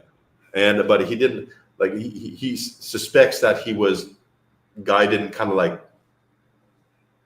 directed subconsciously into going there, because he didn't really know why he wanted to go there that morning and all that stuff. So he had the meeting, an hour discussion, and say, well, come back here tomorrow of your own volition, right? Same time. So he was told, don't bring your camera. Because this is going to be this kind of interaction, no camera. It's like, okay. So the second time he volunteers, like, respect the very well advanced person that's telling me this great thing. Don't bring the camera. He didn't. He went there. And now he waits. The ship appears in front of him. Boop. It's like, so he and the people explained to him, it's like, we were just doing that on day one for show, like, because we didn't want to freak you out. Because a person is expecting something come down with lights and that's what we're expecting. A helicopter, no sound is kind of freaky, but still, it's you see it coming, but now you just like appear like that, boop, like that. Wow. So, oh my gosh, right?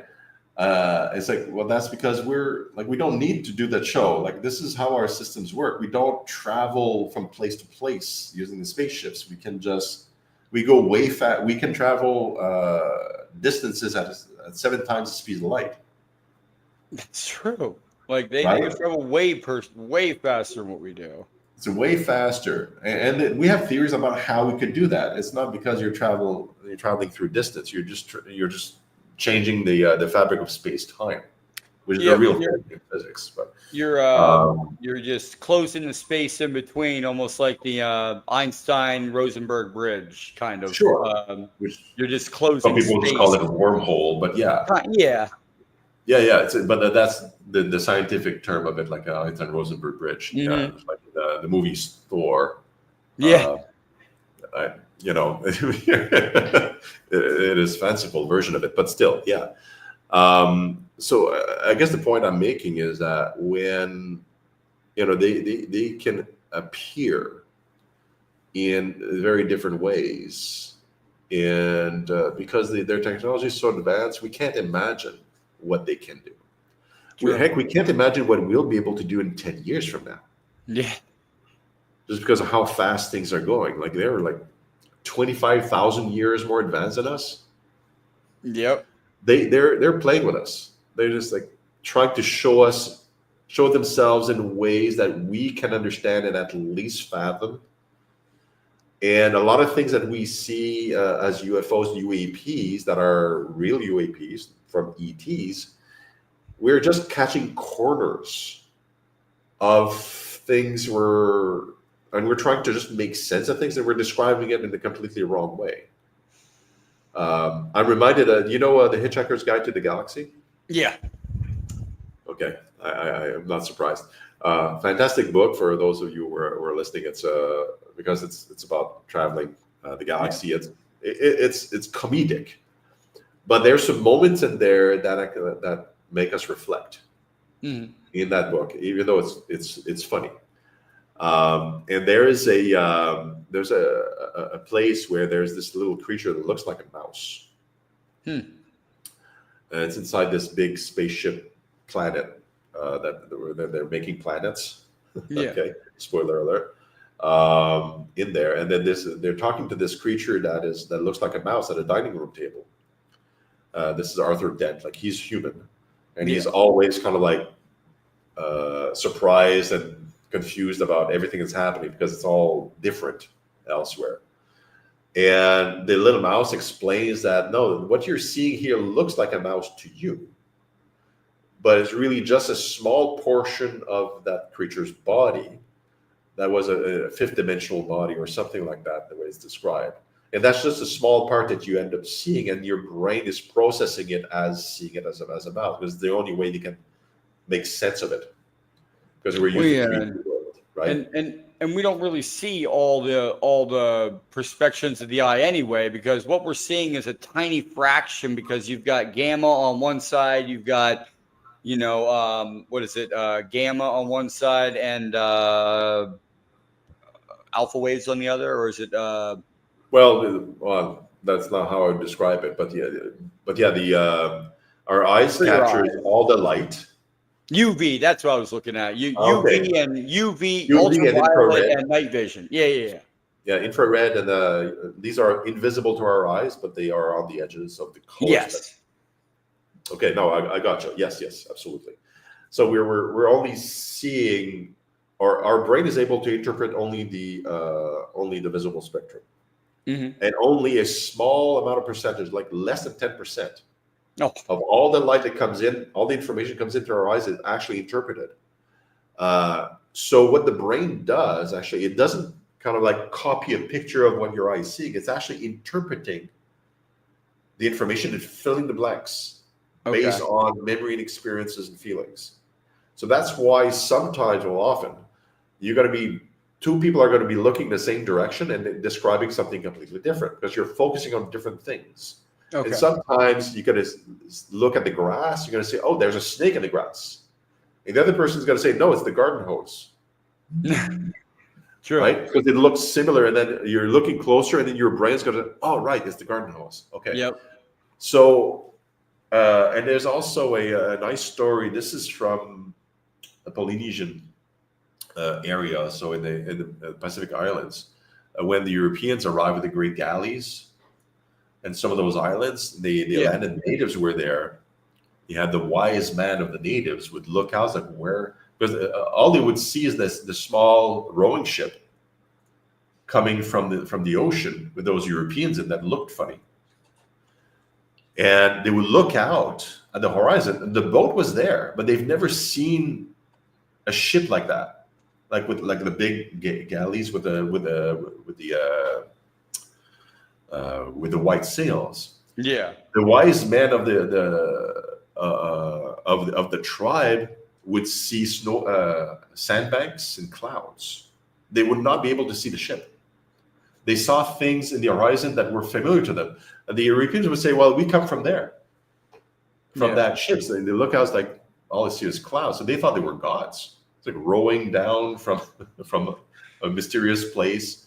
After a while, kind of having conversations with the Europeans, they started seeing, because they were shown, oh, this is material, they were able to, their brain was able to interpret and kind of like see things differently after a while. So when we see UAPs, or when you have any kind of experience that is unusual, we explain it in the way that we can explain it using our frame of references. It's not necessarily what it is. And plus, that's why it's important to have things like cameras. Yeah, and that's why also, because they get different light spectrums in the camera, but it's like, so what we see is only a small, like you said, 10% or whatever. Then if something showed up that was anywhere in that 90%, we don't see it. We won't see it, or we'll see it as something different. Okay. Like almost like is that when you see stuff that like you can see it, it's there, but it's there, but it's like you see through it and you can like see behind it. Like I think the clear example is the interpretation. When people have visitations of different kinds, like at their bedside, sometimes some of the stories. Okay. Right? Some people are going to see, well, an ET visited me. And it was like kind of projection. It was a hologram. Okay. Some people are going to say an angel visited me. True. It depends on, I guess, their religion, preferences, all that. Right. Yeah, because they see something that's very strange and unusual, a projection or something that's physical. But their description is very different based on their frame of reference. Okay. They describe it differently, but it's you listen to the story, and they use the words angel, ETs, hologram, whatever. But it's exactly the same thing. that they experience. It's like there's something there that seems to be see-through or glowy or semi-transparent. Like the But they predator. describe it differently. Yeah. So if there was a measuring device in the room, the measuring device doesn't interpret; it just captures the spectrum, right? And then you can look at it later and analyze it by a lot of people, and you can make a determination. But our eyes are terrible because our brain interprets in different ways. So you tell the story, and it may be very different from somebody else. Well, that's why that's why people say about the simulation theory too, because it really is kind of like a simulation we are living in, because our brains are the computer, and then you have all the senses that are connected, but it still has to go through the connections to your brain to get interpreted. Right. It's not It's multi-layered. Yes. There's a wonderful, extremely powerful truth to that. This is actually good. It's also bad, but it has both sides of it. The fact that our brain works this way. First of all, it's very energy efficient. Good, right? But also it allows us to basically create our own reality personally. Yes. And that's really powerful from a societal and personal level to deal with all sorts of stuff, like you talked about PTSD earlier, right? For example, to reorganize how your brain thinks and how it interprets the world and your feelings, things like that. It's within our power because it's interpretive. So we have the power to modify how we perceive the world and how we feel about it. Because what we see is not reality. No, because it's our interpretation of reality. Like if you're walking in New York and you're coming to a stop sign, but before you get to the corner, you hear a car. You don't see it, but you hear a car that's coming. Yeah. You're like, our brains will already see in our minds, we already played it, that if we run across that road, we're going to get hit by that car because we heard it. We didn't see it, but we know it's there. It's a future event, It's the interpretation aspect. It's very good for survival, all sorts of reasons. The downside is we can't agree on what we're seeing and what we're hearing between each other because people interpret things differently. And this is true right now in an age where information is fabricated. Gen AI, media, like we're bombarded with information, and it's hard to tell what's real or not, because what we do is we decide what's real or not. We always do that, just like with the sound on the crossroads. Yeah. So now it's hard to tell what's real, because the simulation and fabrications are really good, and it's convincing. Have you ever? That's the downside of it. Have you ever watched the telepathy tapes, the podcast on YouTube called the telepathy tapes? No. Oh, that's one you really got to watch. It's almost they take these nonverbal speaking children, and literally there are children. I believe it. I mean, they've done the testing. They had one child in California. They had one child in Florida. Never met each other, but they knew each other on the hill. Mentally projecting out there. They were friends. They knew each other. They were talking to this person in the room about the girl that they never met. This guy was talking about this girl that he never met and said, no, we talk every night. And it's been tested, and then there was another child on there that had a mental connection with his mother. His mother's in the other room, or his mother's not even home. His mother's in the park. Her son will be able to see where she's at through her eyes. And I'm like, what? Yeah, it's pretty freaky. And telepathy, that's on those tapes. There's been a number of experiments on telepathy. I don't think we really understand it very much. They're still going into it, yeah. But we don't understand exactly what we know. It's measurable. Yes. And the extent of it, because it's based on perception, the extent of it and how information is transferred, it's really hard to quantify from a scientific point of view. Like emotional feelings. Yeah. So, but we know we can. There's energy that gets projected. There's wavelengths that can be coded and decoded. There's been a lot of empirical evidence, like you said, like some people that seem to be able to transfer information or communicate at a distance. And children are ideal for that because if they're born with that capability, they discover communication. For them, it's natural to them. Like, and there's no rationale around it. It's just it's always been there. Like it's I've always been talking to this girl like, on the hill. So what are you talking about? Like, aren't you hearing? Like, don't you? Because they're born, they're small, and adults discovering these things is much more difficult because it's easier to dismiss it. It's like some people are have feelings or seeing things, and it's like, that's not real, right? So maybe we are seeing and perceiving things that are existent, but we can't rationally explain it, so we just dismiss that thing as adults. Yeah, because that's just a dream or a daydream or something like that. But we could be perceiving things that are important. We just ignore it because we are selective based on our paradigm and understanding. So some adults train themselves in meditation and focus and open up their minds to these kinds of messaging and are able later in their life to have some kind of contact with the universe or others that are through telepathy or otherwise. But you have to program yourself into believing that it is, and then you're going to be able to avoid dismissing that extra information and more focusing on it. Right? Yes. So I don't come at anything from a perspective of belief. It's not in my code, genetic code to do so. I come at things from two perspectives. Either something is rational and believable and measurable. Mm-hmm. So that's it's there physically. Or I don't know. And I think that's a healthy scientific point of view. Like just because it's not, I can't measure it and I can't prove it doesn't mean it's not there. That's true. And I think that opens up all sorts of possibilities. It doesn't mean it is what you say it is. Like I love I love Neil deGrasse Tyson as a scientist, as a speaker, for example. And he sometimes he speaks about UFOs because he's been asked many times.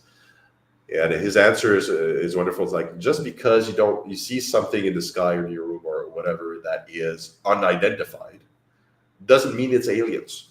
Yeah, it means it's just unidentified. You don't know. Exactly. So just saying you don't know until you know. You can speculate. You can say, well, it could be. Sure. Yeah. So I think that's a good way to go about life. Okay. It's like, just keep open. Just don't say you know or you don't you know what it is. Oh, keep it like you don't know and keep your mind open. Well, that's a good way to go into the next question was, how would the embassy help bridge the gap between believers, skeptics, and mainstream scientists? Because oh my gosh, let's just say, my fiance, right? She comes here and she's like, well, you already know me. I'm not going to believe anything unless I see it with my own eyes. They can have it on TV. They can have it, on TV with a scientist and say, here's the proof. And they can show it on the TV. But unless I see it, I'm not going to believe it. How do you go about that? How's that going to work? How's it going to bridge it? I think there's no clear solution to that. I don't think there should be. I think people will need to go through the process and process information in their own way. Okay. That's it. That makes sense. Yeah, because you can't force this on people. That does. Sometimes trying to force belief makes them defensive and believe less. It doesn't really work, right? So let's say ETs come. It's massively diffused in media, social. Like people are taking their cams and things like that, right? Yeah. on the receiving side, people are not. Let's assume there's no visitation directly, or even if there are, like holograms with everybody, ETs talking. Yeah. Imagine the whole shebang happens, right? You're still going to have a bell curve of belief. Mm-hmm. You're going to have some people that are just going to say, well, this is all government program from satellites. True. And that's it. You got to have some people are going to say, well, God was speaking to me. You're going to have some people that are going to say, oh, cool. Yeah, I've been waiting for this all my life. It's just like their religious background stuff we were talking about earlier too. Exactly. Interpretation is everything. Okay. They're gonna accept whatever's gonna happen based on their frame of reference, what they've been consuming in media, their belief systems. If like your fiance, people that believe only with their own eyes, a lot of people are like that. In fact, like it's gonna transform them if they see something with their own eyes. It's going to be interpreted in a gazillion ways. Well, some people have the wrong idea because, like, I hear some people and they're like, well, they're demons. You know, I went on a ghost investigation and I brought something home with me that I didn't know I brought with me, you know, or, you know, it has to be that. But just like you said, you can't prove that it is that. You can hypothesize that it is that. You can make the experience as real as possible. It's still have subsets that are going to just not believe it and have their own belief attached to it. There's going to be some amount of panic because of that, for all sorts of reasons. And there's going to be some people that are going to develop new religion. They're going to find religion in that. Other people are going to walk away from religion because of that kind of experience. It's going to change a lot of the mindsets internationally in all sorts of ways, politically, environmentally, economically. When you start interacting with a civilization that can just pop in from another solar system or from whatever dimension, if you want, and start talking, it becomes real.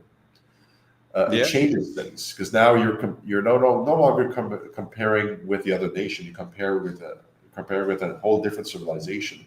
Some people are going to approach it from a national security fear perspective. It's like, oh, how do we defend if they decide to be aggressive? How do we defend ourselves? Okay, very common reaction out of fear. Others are going to be on the other extreme. They're going to be like, can I have your babies? You know, they're going to go. Like, I want to have physical contact with these people and have sex, and like that's the other, extreme on the other side. The other extreme. Sure, again, the humanity represents a variety of perceptions in people, and we have to accept them all. They're there. We can't convince them to think a certain way. But it will be a transformative moment. Oh, it will change everything for sure. It'd be the biggest moment in history, besides the biggest moment in history. Yeah. Besides maybe the detonating of the atom bombs, but that was the biggest in history at the time. It's like, well, how could we do this? And then this is going to be the opposite. We had the atom bombs go off and create all the fear. And the ET embassy is going to come along and create all this peace. Well, I think it's going to be a very positive transformation because of how it's happening. Like they're letting us figure stuff out for ourselves first, and then that's important, right? So what's the next big milestone for the embassy? Just finding a spot, finding a country to launch from, or. Well, here are the steps, right? The convention is important for the offshore protocol. That's technical, but that needs to happen. Yes. So that means the idea is going to be public from a policy, from a country declaring, right? So it's not like just people like me talking. It's going to come from a policy position in the mass media. Like we're having conversations about that. Okay. Right? Number one. Number two, probably alongside that, it could be simultaneous. That it's going to be that country or another country is going to say, okay, we want to build the embassy on our land. So extraterritoriality, negotiations start of feasibility study for the construction, all that stuff. And the first the mission technical would be stuff what? for building a building like that along the rules, right? So that's all going to happen like in a very short time frame, these decisions. Okay. And then there's like a number of years, like 2-3 years of just this talking about it and building the embassy. That takes time. Within that time frame, you can be certain developers, we already spoke with a few developers, are going to go involved and say, okay, there's money to be made here. They're going to develop condos, do some pre-selling, commercial areas for tourism. Like all that planning is going to go external. It's all going to be get done. So it may look like what your image it looks like, maybe very futuristic. All sorts of stuff going to be built around the embassy and the small mock-up for tourism and all that jam, right? That's going to happen on its own. Like businesses are going to be businesses. They're going to smell money. They're going to come and build stuff, and people are going to come because they want to buy, right? So that's all going to happen. And the embassy gets built. Let's say it opens up in 2030, and we didn't have contact yet, because they may yet arrive before we even build the embassy. Because think about this. They don't need the embassy. The embassy is for us. So once we go through the motions of we're actively building the embassy, which just takes time, they may say, well, yeah, they're ready. Great. Let's just like auto build an embassy next to it. Yeah, you don't need to build it anymore. They just like set up a space within a day. Overnight, there's a structure that appears, right? Yeah. You don't need to build it. It's okay, right? It's done. Yeah, there it is. Because it's not about the building. It's about contact. To do it under rules, and that's what it is. So they may just like, hey, there you go. So if it were built tomorrow, what would your first mission be? If it were built tomorrow, I think our mission as an alliance would be just promoting it. Okay. Trying to get as much and promoting it with the population to a certain degree, but among nations, getting a lot of nations to recognize the embassy as the embassy, because they may not immediately all say, yeah, okay, I agree, and they make a public announcement, because that's what it needs. It's a kind of a loose thing. When you build an embassy somewhere, any embassy, like a normal embassy, nations can decide to recognize it as an embassy of X country or not. Like it's not automatic, because one country says, I'm building an embassy, an arrangement. Let's say the US build an embassy for Moldova, right, which is an actual country in Europe, right? So Moldova and the US agree this is an embassy because the agreement is between the two nations. Mm-hmm. The other nations may decide, like, it's not a real embassy. I don't recognize it. Okay. They can still decide, because they're outside of that agreement. So the embassy, this particular embassy for ETs, what we'll want to do is we'll want to make sure that as many nations as possible officially declare, it as an actual embassy, so that diplomatic immunity applies and all the rules applies to as many as possible. So we're probably doing some of that. Yeah. Now, how do you personally envision humanity's future related to extraterrestrial contact? I'm going to give you an image because images are way simpler than just describing it. Yep. I think humanity could be in the very beginnings of the creation of the Federation in Star Trek. Okay. If you're a Trekkie. Yeah. Right? So, the Vulcans came, like, story, right? Yeah. Vulcans came, had discussions that were very private, and then they created the Federation that would open up doors for other civilizations to also come, right? And they would have discussions, kind of exchange knowledge and information, and do that thing slowly.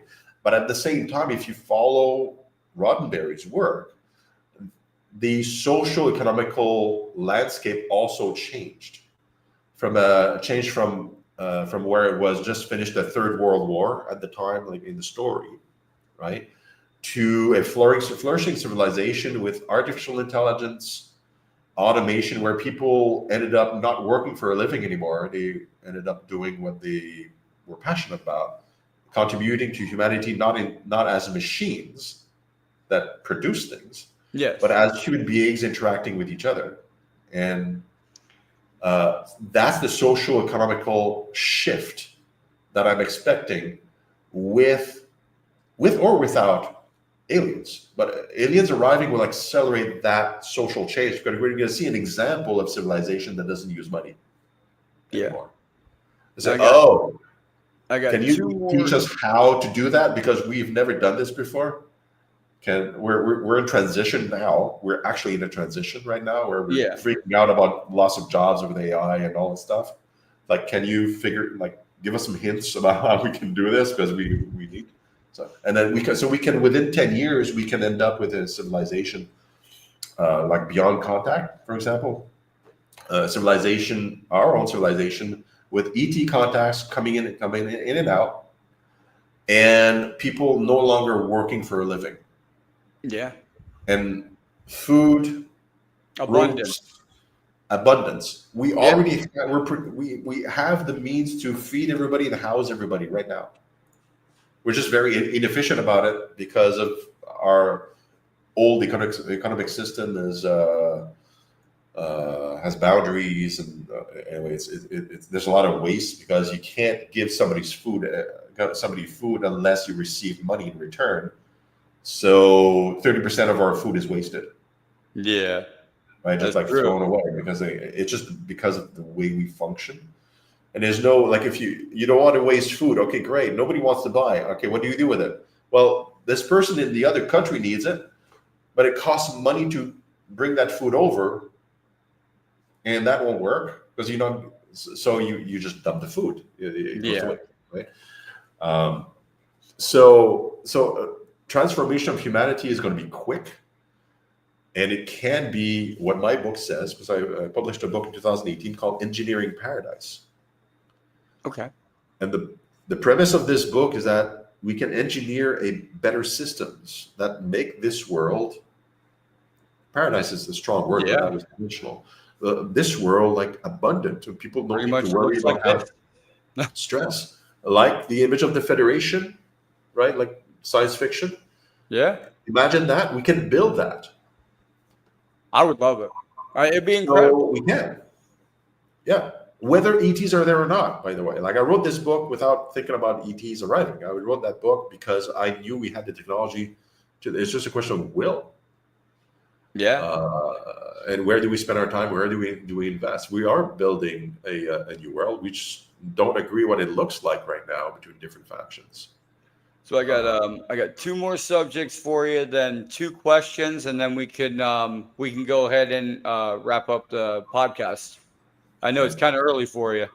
I didn't know it was that early, but what keeps you motivated despite the challenges of making this vision a reality? I think it's innate. Like I said, when I was young, I never had doubt about what I'm doing. I have doubts about the approaches sometimes, like the methods and the strategies. But I'm in the right place at the right time. And I can't really explain it. It makes rational sense to me as well. But then that could be an entire construct just to justify my feeling, right? Like, rationally. Yeah. I make my own reality just like everybody else. We just talked about this. So I'm rationalized my feeling, I think. And it does make sense. And therefore, I have alignment. My rational thinking and my feelings are very well aligned, and therefore, I keep plugging along, and no matter what happens. That's the way I do. I got, somebody told me, a month ago, they said, starting a podcast is great, but, you're never going to get anybody watching it. There's so many out there. I'm like, yeah, but mine's kind of different because I want this to be a community. Like the picture of my background here, Yeah. That is pretty much what I want my community to be. I want it to be a loving place where anybody can sit in here. They can talk. They can have a conversation. You know, they're not shunned. They're not said that I don't believe you. You're making this up. You're lying. I believe you. You know, it's your story. How can I say I don't believe you? And that's why I started this. So I'm with you on that. You know, I started it and I said, you know what? It doesn't even matter if I make a dime off this podcast. The best feeling for me is that I'm helping other people. Yeah.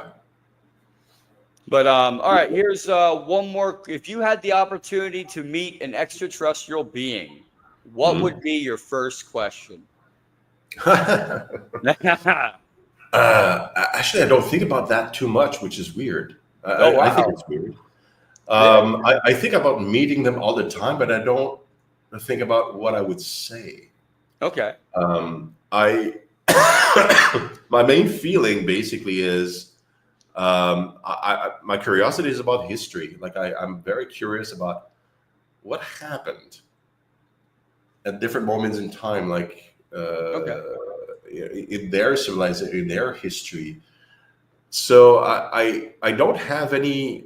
I don't think that's really odd, but I don't have anything to ask of them, like in a practical sense. Like, can you help me with this and that and that? I mean, sometimes I do, like, or like a question, like telepathic contacts, like, you know, what happened at the beginning of the universe or something. But I'm way more curious about that. Yeah, like when you chose here, like how close are the stories of the Greek gods and the Roman gods to ancient history? Real. Yeah, because it's word of mouth. Is it completely fictional, or is that some part of some elements of truth? Like, who's Zeus, right? Like that was fornicated with humans all the time. Like, I'm just generally curious about the stories. Okay, I would be too. It's not useful at all. But you have what is it, the King's List that has like 20,000, 30,000 years that these kings ruled for, you know, and it was like,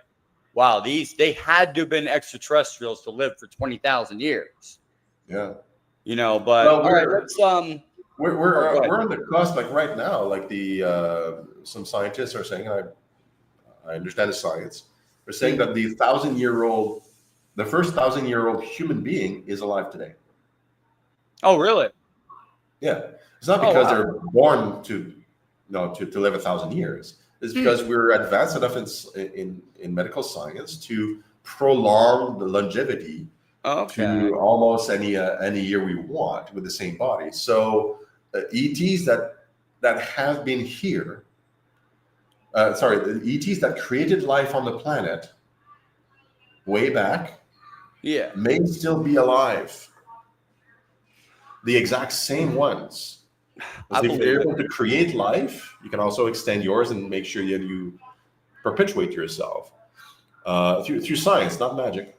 Yeah, just science. Yeah, that was another thing. Like, do one more thing, just real quick for this one question here, because I got Lady Daniel on the outside. She actually has a question she wants to ask you herself, which she helped me start this channel too. You know, she's my mod in the channel, my pit bull tiger, if you will, you know, keep everything peaceful and we won't have a problem, you know.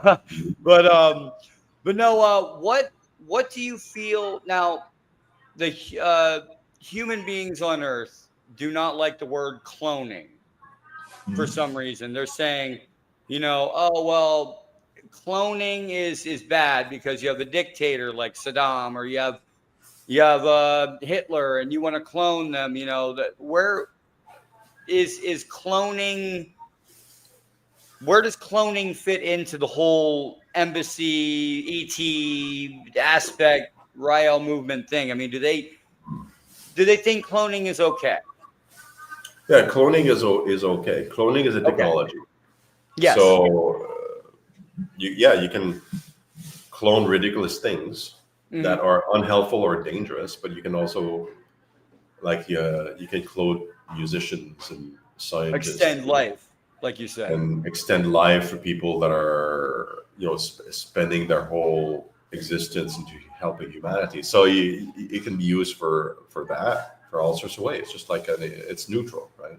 So it's really what we decide to do with cloning. And cloning is, in a way, it's like similar to reproduction. True. In some ways, although you're duplicating a genetic code, right? So you're not creating a new one. And there are twins and triplets all over, so there's nothing inherently wrong to having doubles. But of course, I would not be okay with using cloning to have a bunch of maniacal robot killers. Yeah, no, just like if somebody's hurt and dying, they could help themselves, live again or still live. Yeah, you can, like, for example, like I was talking about longevity earlier. Like, we don't quite understand it fully ourselves, how it all works, but we know we can extend the longevity, healthy life. But there may be an upper limit to that with the same body, where at some point, okay, like I need to change my own body. You can clone an empty shell of yourself that's young, brand new cells all over, and then maybe we'll figure out a way to transfer who you are to the other shell. I mean, that's another way. I have no quarrel with cloning at all, because it's like, as long as it doesn't get like, I'm going to make an entire planet of draconies and we're going to, have our own little planet somewhere, I don't, you can't have more than one person, because you get into all sorts of like, is that the same person spiritually? Do they have a soul? Is that the same soul? And then you're like, that's it gets metal. Thinking, there's a lot of stuff we don't know. Yeah, about those things, and the question is always going to be the same as we move forward. The more advanced technologies that we have, the more bad we can do with it. True. As we go deeper into quantum, into biology, into things, that we can do even more bad things than before, and we can also do even more good things than before. That's very true. So our salvation is not in the advancements of technologies that are available. It's on our collective wisdom. That's how to apply. So in all my talks, including in my book, the main principle is that we need to change our systems.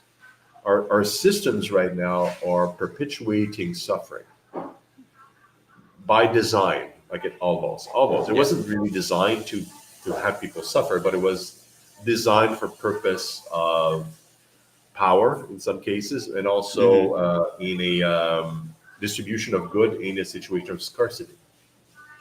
We're not in those situations anymore, and we don't want to be in those situations anymore. We can do better. And those old systems have converted to benefit the people that already have power to have more power and more control. By just human nature, like people that have power realize, I can have more of it, and they abuse the systems to gain more authority and so on. So now that we are, power is getting more and more distributed as we gain more access to free technology with ourselves, instead of depending on centralized governments or corporations more and more. We depend more on, we can do amazing things with each other. Open source software is a good example, and whatnot. Then we have an opportunity where we can create new systems that are not dependent on power centers, distributed power. And then we can decide on distributed wellness systems, and under new systems, then we can choose how to use technologies in a more wiser way. Because collectively we can decide, well, nobody's trying to control anybody else at that point. Yeah. So the decisions on using cloning or whatever else for ill will is much less likely, because there's much less motivation, and it's very hard to distribute and get massive adoption, because everybody has the same powers as you do. Very true. So it's self-policing in a way. Yeah. We've got Austin here, and I'll bring it up here. He wants to know, I'm wondering if the groups and channelers they've worked with the aliens have had any input on the embassy building. Yeah, in fact, yes. Yeah. So your channelers that work in the embassy have channeled and have gotten direct messages saying, hey, don't forget to put, the airlock here because, we're going to need that. That's what I'm saying. Did Yeah, they input? There's some input, but the input is very Minimal. It's encouraging. Okay, good. It's basically saying like keep doing what you're doing. Like it's not specific about like little details. Like I said, because I think they don't need our building and or the specifics of it. We're good with the plans. Like it's fine. Just keep doing what you're doing. It's a groundwork that really I think they care about based on what the challengers are saying. Is like work on the piece. Work just get it done. That's it. That's all that's really needed. And we did have like a moment which could have been a sign. It's the timing was surprising, so it could have been that when the Iranian movement first made the design, the very initial plan for the embassy, like the shape of it, without any architectural work on it. Like there's like here's what it is, a little mock-up, and it was shown to a subset of people as well. This is what we're thinking about, including Rael at the time. This is in the 90s, early 90s, I think. One day or 2 days later, a crop circle with exactly the same design appeared in England. No way. Are you kidding? Yeah. Wow. And our English friends said like, "Oh shit, look, this is like you guys have the hedges, like they had like it's very explicit like print of the embassy there in the field." You guys have that picture? Yeah, you can find it. I mean, actually, like I don't have it right here, but it's from the early 90s, I think. You look for the blueprint of the embassy in famous crop circles from England in the 90s. You can find it. And they have like the circles and the donut, like the same thing, like a day or 2 days after it was presented internally, like that thing came up. So the movement saw it like, all right, maybe we got a good plan. Let's keep that one. So we decided to log that in and work off of that blueprint since then. But you can probably find it. Yeah, I was just online right now looking at I different. don't have it on hand. I usually go out and just find it. There's a lot, but I'm pretty sure I'll find it eventually here. But as soon as I do, I'll be putting it up. It is an old one, so it's I think it's a lot more intricate ones that were constructed afterwards. But that was a kind of a notable thing for me that surprised me. Incredible though. Because that's like, I mean, crop circles, some can be manufactured by hand, like it's been shown to be done. This was one of those that could not have been done by hand because of the timing of it or something. But it's pretty simple. But yeah, we saw that as a way to say thumbs up on the design, at least. Okay. But ever since, other channelers that have been connecting with us have been very positive about the ETMC project. And when they channel ETs for us to kind of tell us like what do they think, they just say, yeah, keep going, like you're good. Well, I will tell you one thing. When I was meditating about a week ago on this, I'm telling you, it was all. My daughter was like, Ariana was like, "You're doing this. You're gonna keep doing this until you're in the ground because this needs to happen. You can be 90 years old and you're still gonna be doing this. But and that's I love it. That they don't want anything in return. It's not like they come here and they're like, oh, primitive humans, oh, we can, let's take this or let's take that. If they really wanted to, they could, but they don't. They come here and they're like, we respect your space, but you need to respect our space as well when we land. Yeah, they don't need anything. I wrote an article, I think it was 2019. I was curious. I wanted to do an analysis on what are the last question. What's the likelihood that if an ET civilization comes here, they'll be aggressive?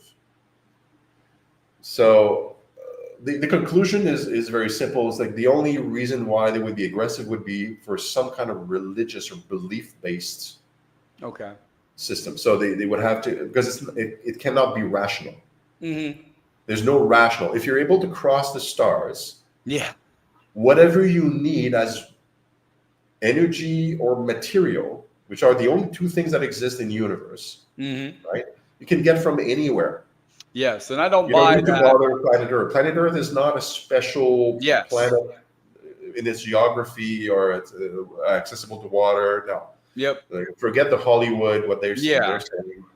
No, there's plenty of water elsewhere and all that Well, stuff. it's like Elon Musk says, there's an asteroid out there that's worth $40 trillion. It's made of solid gold that he's going to go out and try to mine.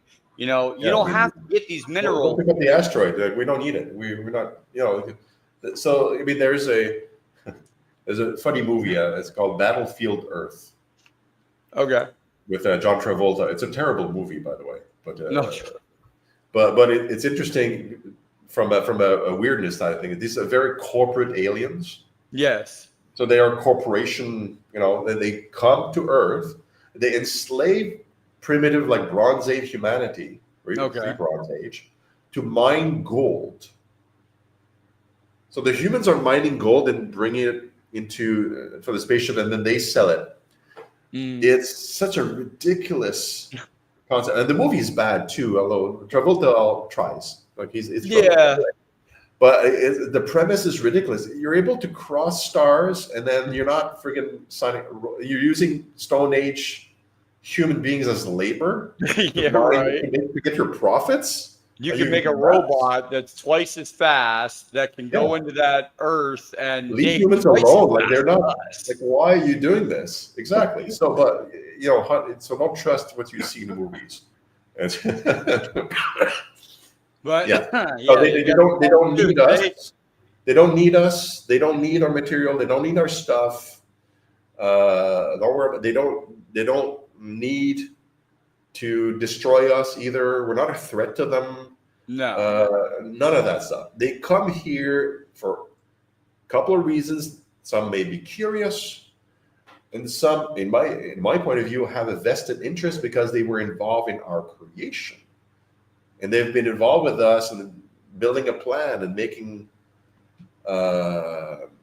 They want us to become part of the bigger picture. Right? So they have a motivation to bring us in, to give us something we don't have, essentially.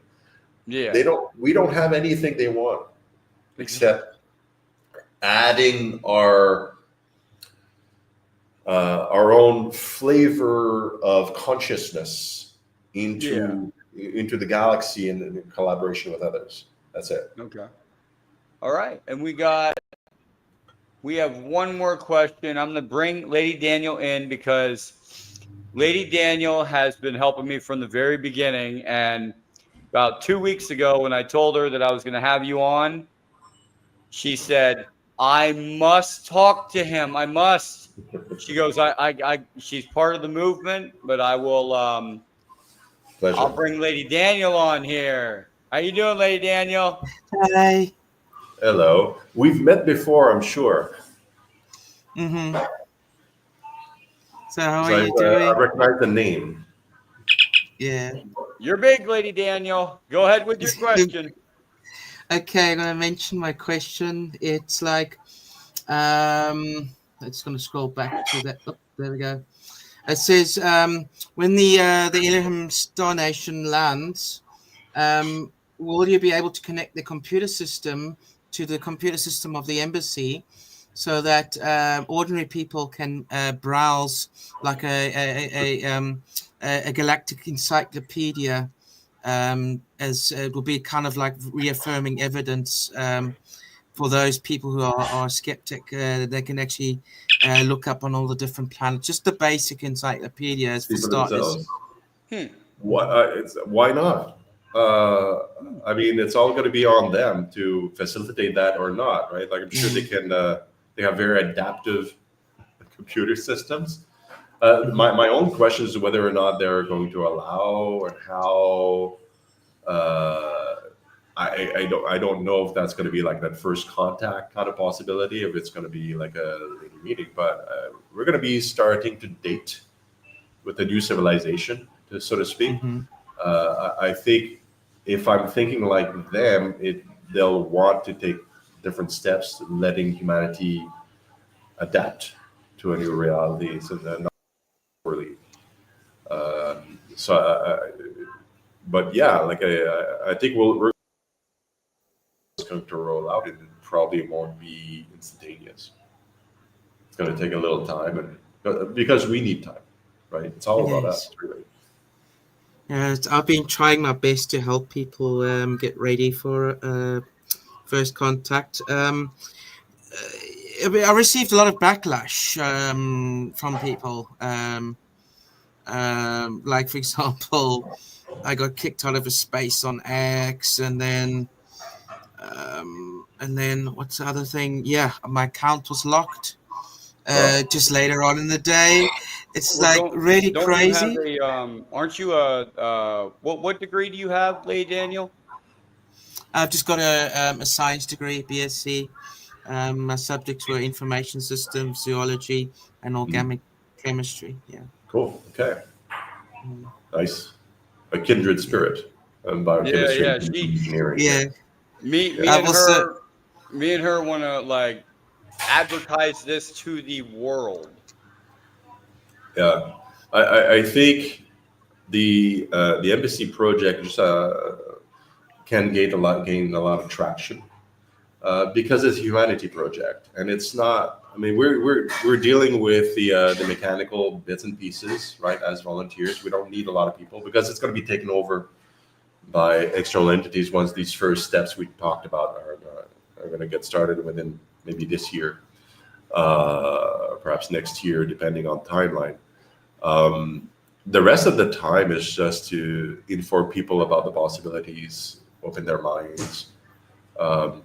There's a lot of movement in the right direction regarding this. So people are opening up and to different possibilities.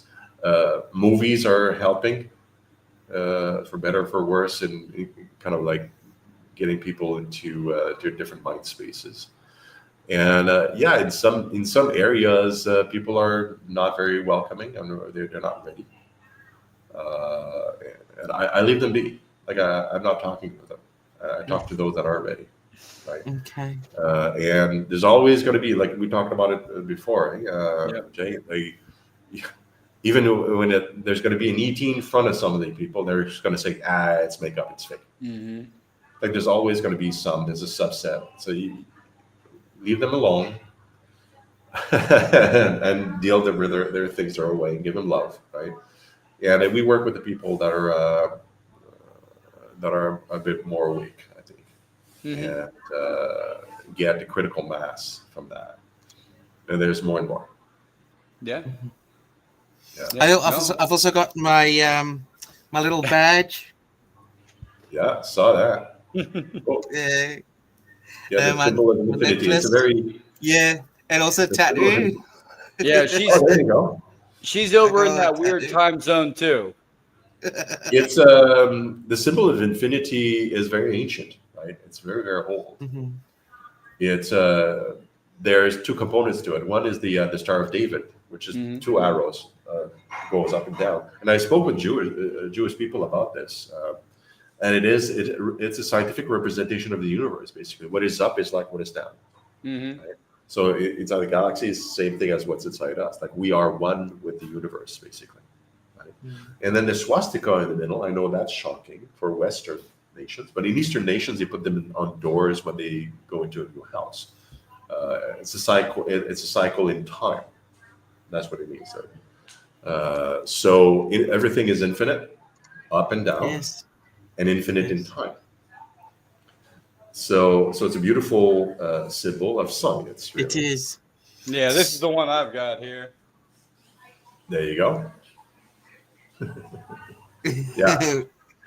And I think to talk to people, you just have to keep to your missions and keep to who you are. You don't try to convince people. Thank you. Okay. I don't try to convince anybody. I just say what I'm doing. And if they like it, cool. If they don't like it, especially if they don't like it, that's okay. But what I don't understand is where people somehow get actively aggressive against you, instead of like saying, "Oh, I disagree with you," and leave it at that. They actively become violent towards you, like shut down your account or something like that. Yeah, some people are not ready. It's their problem. I don't spend a week with them. I mean, I don't feel like I need to be aggressive with them. I just I don't understand the behavior either. But they're try to not make ready for sense that. of it. Yeah. I try to make sense of it. It's like what? Well, sometimes there is no sense to be made of it. It's just, they're like we were talking about before, their own religious beliefs, their own belief systems that they're never going to get out of until they grow themselves. Yeah. You got to give them space and give them time. And some may not ever accept any kind of other reality than what they have in their own minds. Just the nature of who we are, and that's part of the beauty of who we are. Really, we can't, we can go both ways. We're creating our own reality, and that means some people are going to be completely different from what you're thinking, and you can't change their minds, and we shouldn't try. We should not. As long as we have what I describe in my book as a removal of chronic stress. That's how I describe it. It's psychological, technical. But we in a perfect world, we don't work for a living, and we don't stress about survival, right? If we do that biochemically, like this, Danielle, because I know you know this, we get into the parasympathetic system is activated, right? Endorphins, dopamine, and these nice, cool drugs in our bodies that makes us feel chill and social. That is the key to society. Because if people are chill and social, they don't try to harm each other. They don't try to kill each other. They don't try to steal from each other. They give to each other instead. Oh, you need this? All right, chill, man. I don't need it. I have enough. Like you. So that's why I'm focusing on the systems change. We change a system where we can be chill with each other. I like it. Because there's abundance of resources. Then the whole societal behavior in general changes. Whether the beliefs are aligned or not. You can have somebody that is completely opposite belief from mine as a neighbor. If we're both chill, we just don't bother each other. That's all. Nothing happens. And we don't fight each other either. It's like, hey, believe what you want, believe what I want. If you need something, just ask. No problem, because we're chill, right? Under stressful situation, we become antisocial, and therefore you have antisocial behavior that emerges. Stress causes that, especially if it's chronic. And we still live in a world where chronic stress is abundant. And so a lot of bad things happen with normal people that otherwise wouldn't act in a bad way. Do. So there's a lot of work to be done. But we keep doing our part. And I encourage everybody listening to this to do your part. You don't try to change the world, you try to change yourself. Yeah, that's true. All right, Lady Daniel, I'm gonna let you go and close this off for tonight. Much love, Lady Daniel. Thank you for being here. And thank you for helping me with the podcast. You are a big help. But but yes, to end this, I mean, is there anything that you would like to say to the world, to everybody? What is your main message to humanity for the ET Embassy? Okay, so come to our website, I think is the practical thing to do. So and I'll have that link as well. Great. So Alliance, the number 4, et.org. Okay, just get informed on the timeline and who's there. Get involved if you want to as a volunteer or otherwise. There's all the information is there. But I just want people to be informed that this is a thing, right? And after that, do what you can in your community to help things move forward. And that's the key.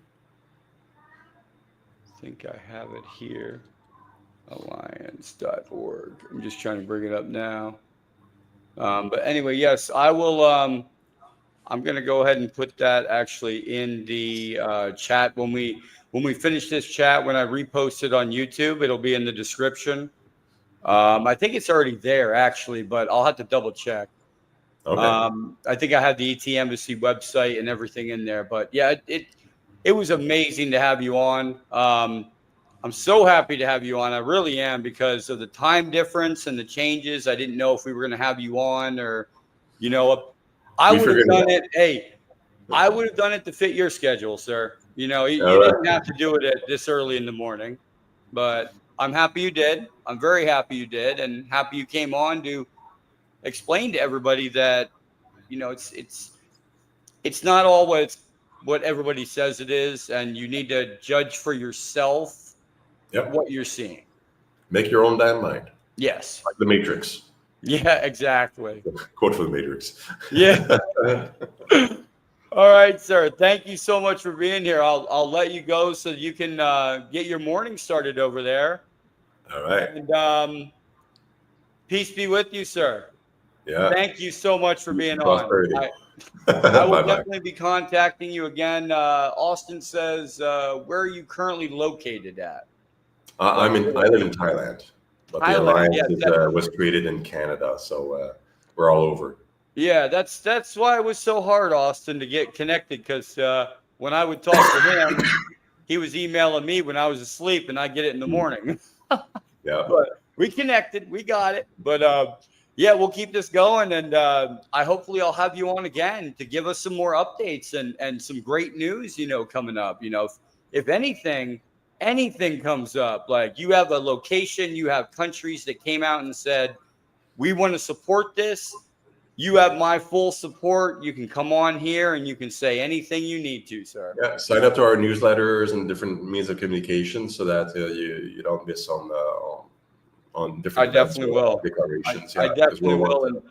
And I encourage everyone in here to do the same, that have the same values as the ET Embassy, to either contact, be a part of them, or do your part. You don't even have to contact them if you don't want to, but be peaceful to your neighbors. Be peaceful to other people. Don't spread fear, hate, and everything else. That's what draws down our vibration. We want to bring it up. That's right. Thank you, sir, for being here, and I appreciate it. You have a great night, sir. Enjoy yourselves. Thank you, sir. Oh my gosh, that was amazing. That was just amazing. And good to hear. Yes. Oh, I'm so happy we got to have him on. Like, yes, that was incredible. So yeah, we're gonna be getting this. We'll finish this up here today. But what we're going to do is, before we finish up, I'm going to let you know what is coming up in the next weeks, which is actually incredible. We got some great guests lined up for the next couple weeks. Jellyfish UFO man. Yeah. We've got Jeff Woolwine. God, that's a name. He's a trailblazer and the UFO Phoenix Lights expert. He will be here on this Saturday, from 7 o'clock to 8:30 answering questions. Pretty much, he was the one that investigated the Phoenix Lights incident, and he is the one that pretty much got the ball rolling on the Ancient Aliens season, the first season of Ancient Aliens. So it should be pretty interesting. Then on, March 19th, on Wednesday, March 19th, from 7 to 8:30, we will have Julian Guglielmetti. He's the driving force between the UAP Studies podcast. It's the breaking platform to uncover the truth behind the UAP phenomenon. Hailing from British Columbia, Jason is not only a passionate investigator, but a respected member of the Scientific Coalition for UAP Studies. So we're going to be asking him a lot of questions, especially specifically on summoning, which we won't go there. I don't like that word either. Inviting. I like inviting. I don't like summoning. But okay, we'll go with inviting. So we're going to have him on here, and that'll be March 19th. Then on the 22nd, actually, of March, we will not have a guest on that day. However, I have a cool ass, excuse my language, 1950s paranormal show that never took off, that really cool stuff, really short episodes, but they're very cool.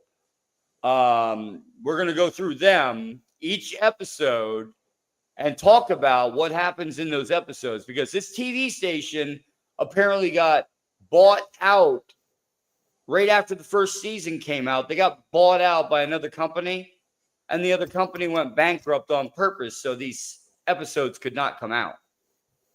So we'll be going over that on March 22nd. That'll be a great show too. Then on March 26th, on Wednesday, at the end of the month, last Wednesday of the month, we've got Russell Reynolds. He is a seasoned paranormal investigator and the driving force behind Beyond Life Paranormal Research in Missouri. So, do spirits walk among us? And what secrets are beyond the veil? We're going to start asking him immediately when he gets on this show, because I want to know what my dog is doing in the afterlife. Okay? I really do.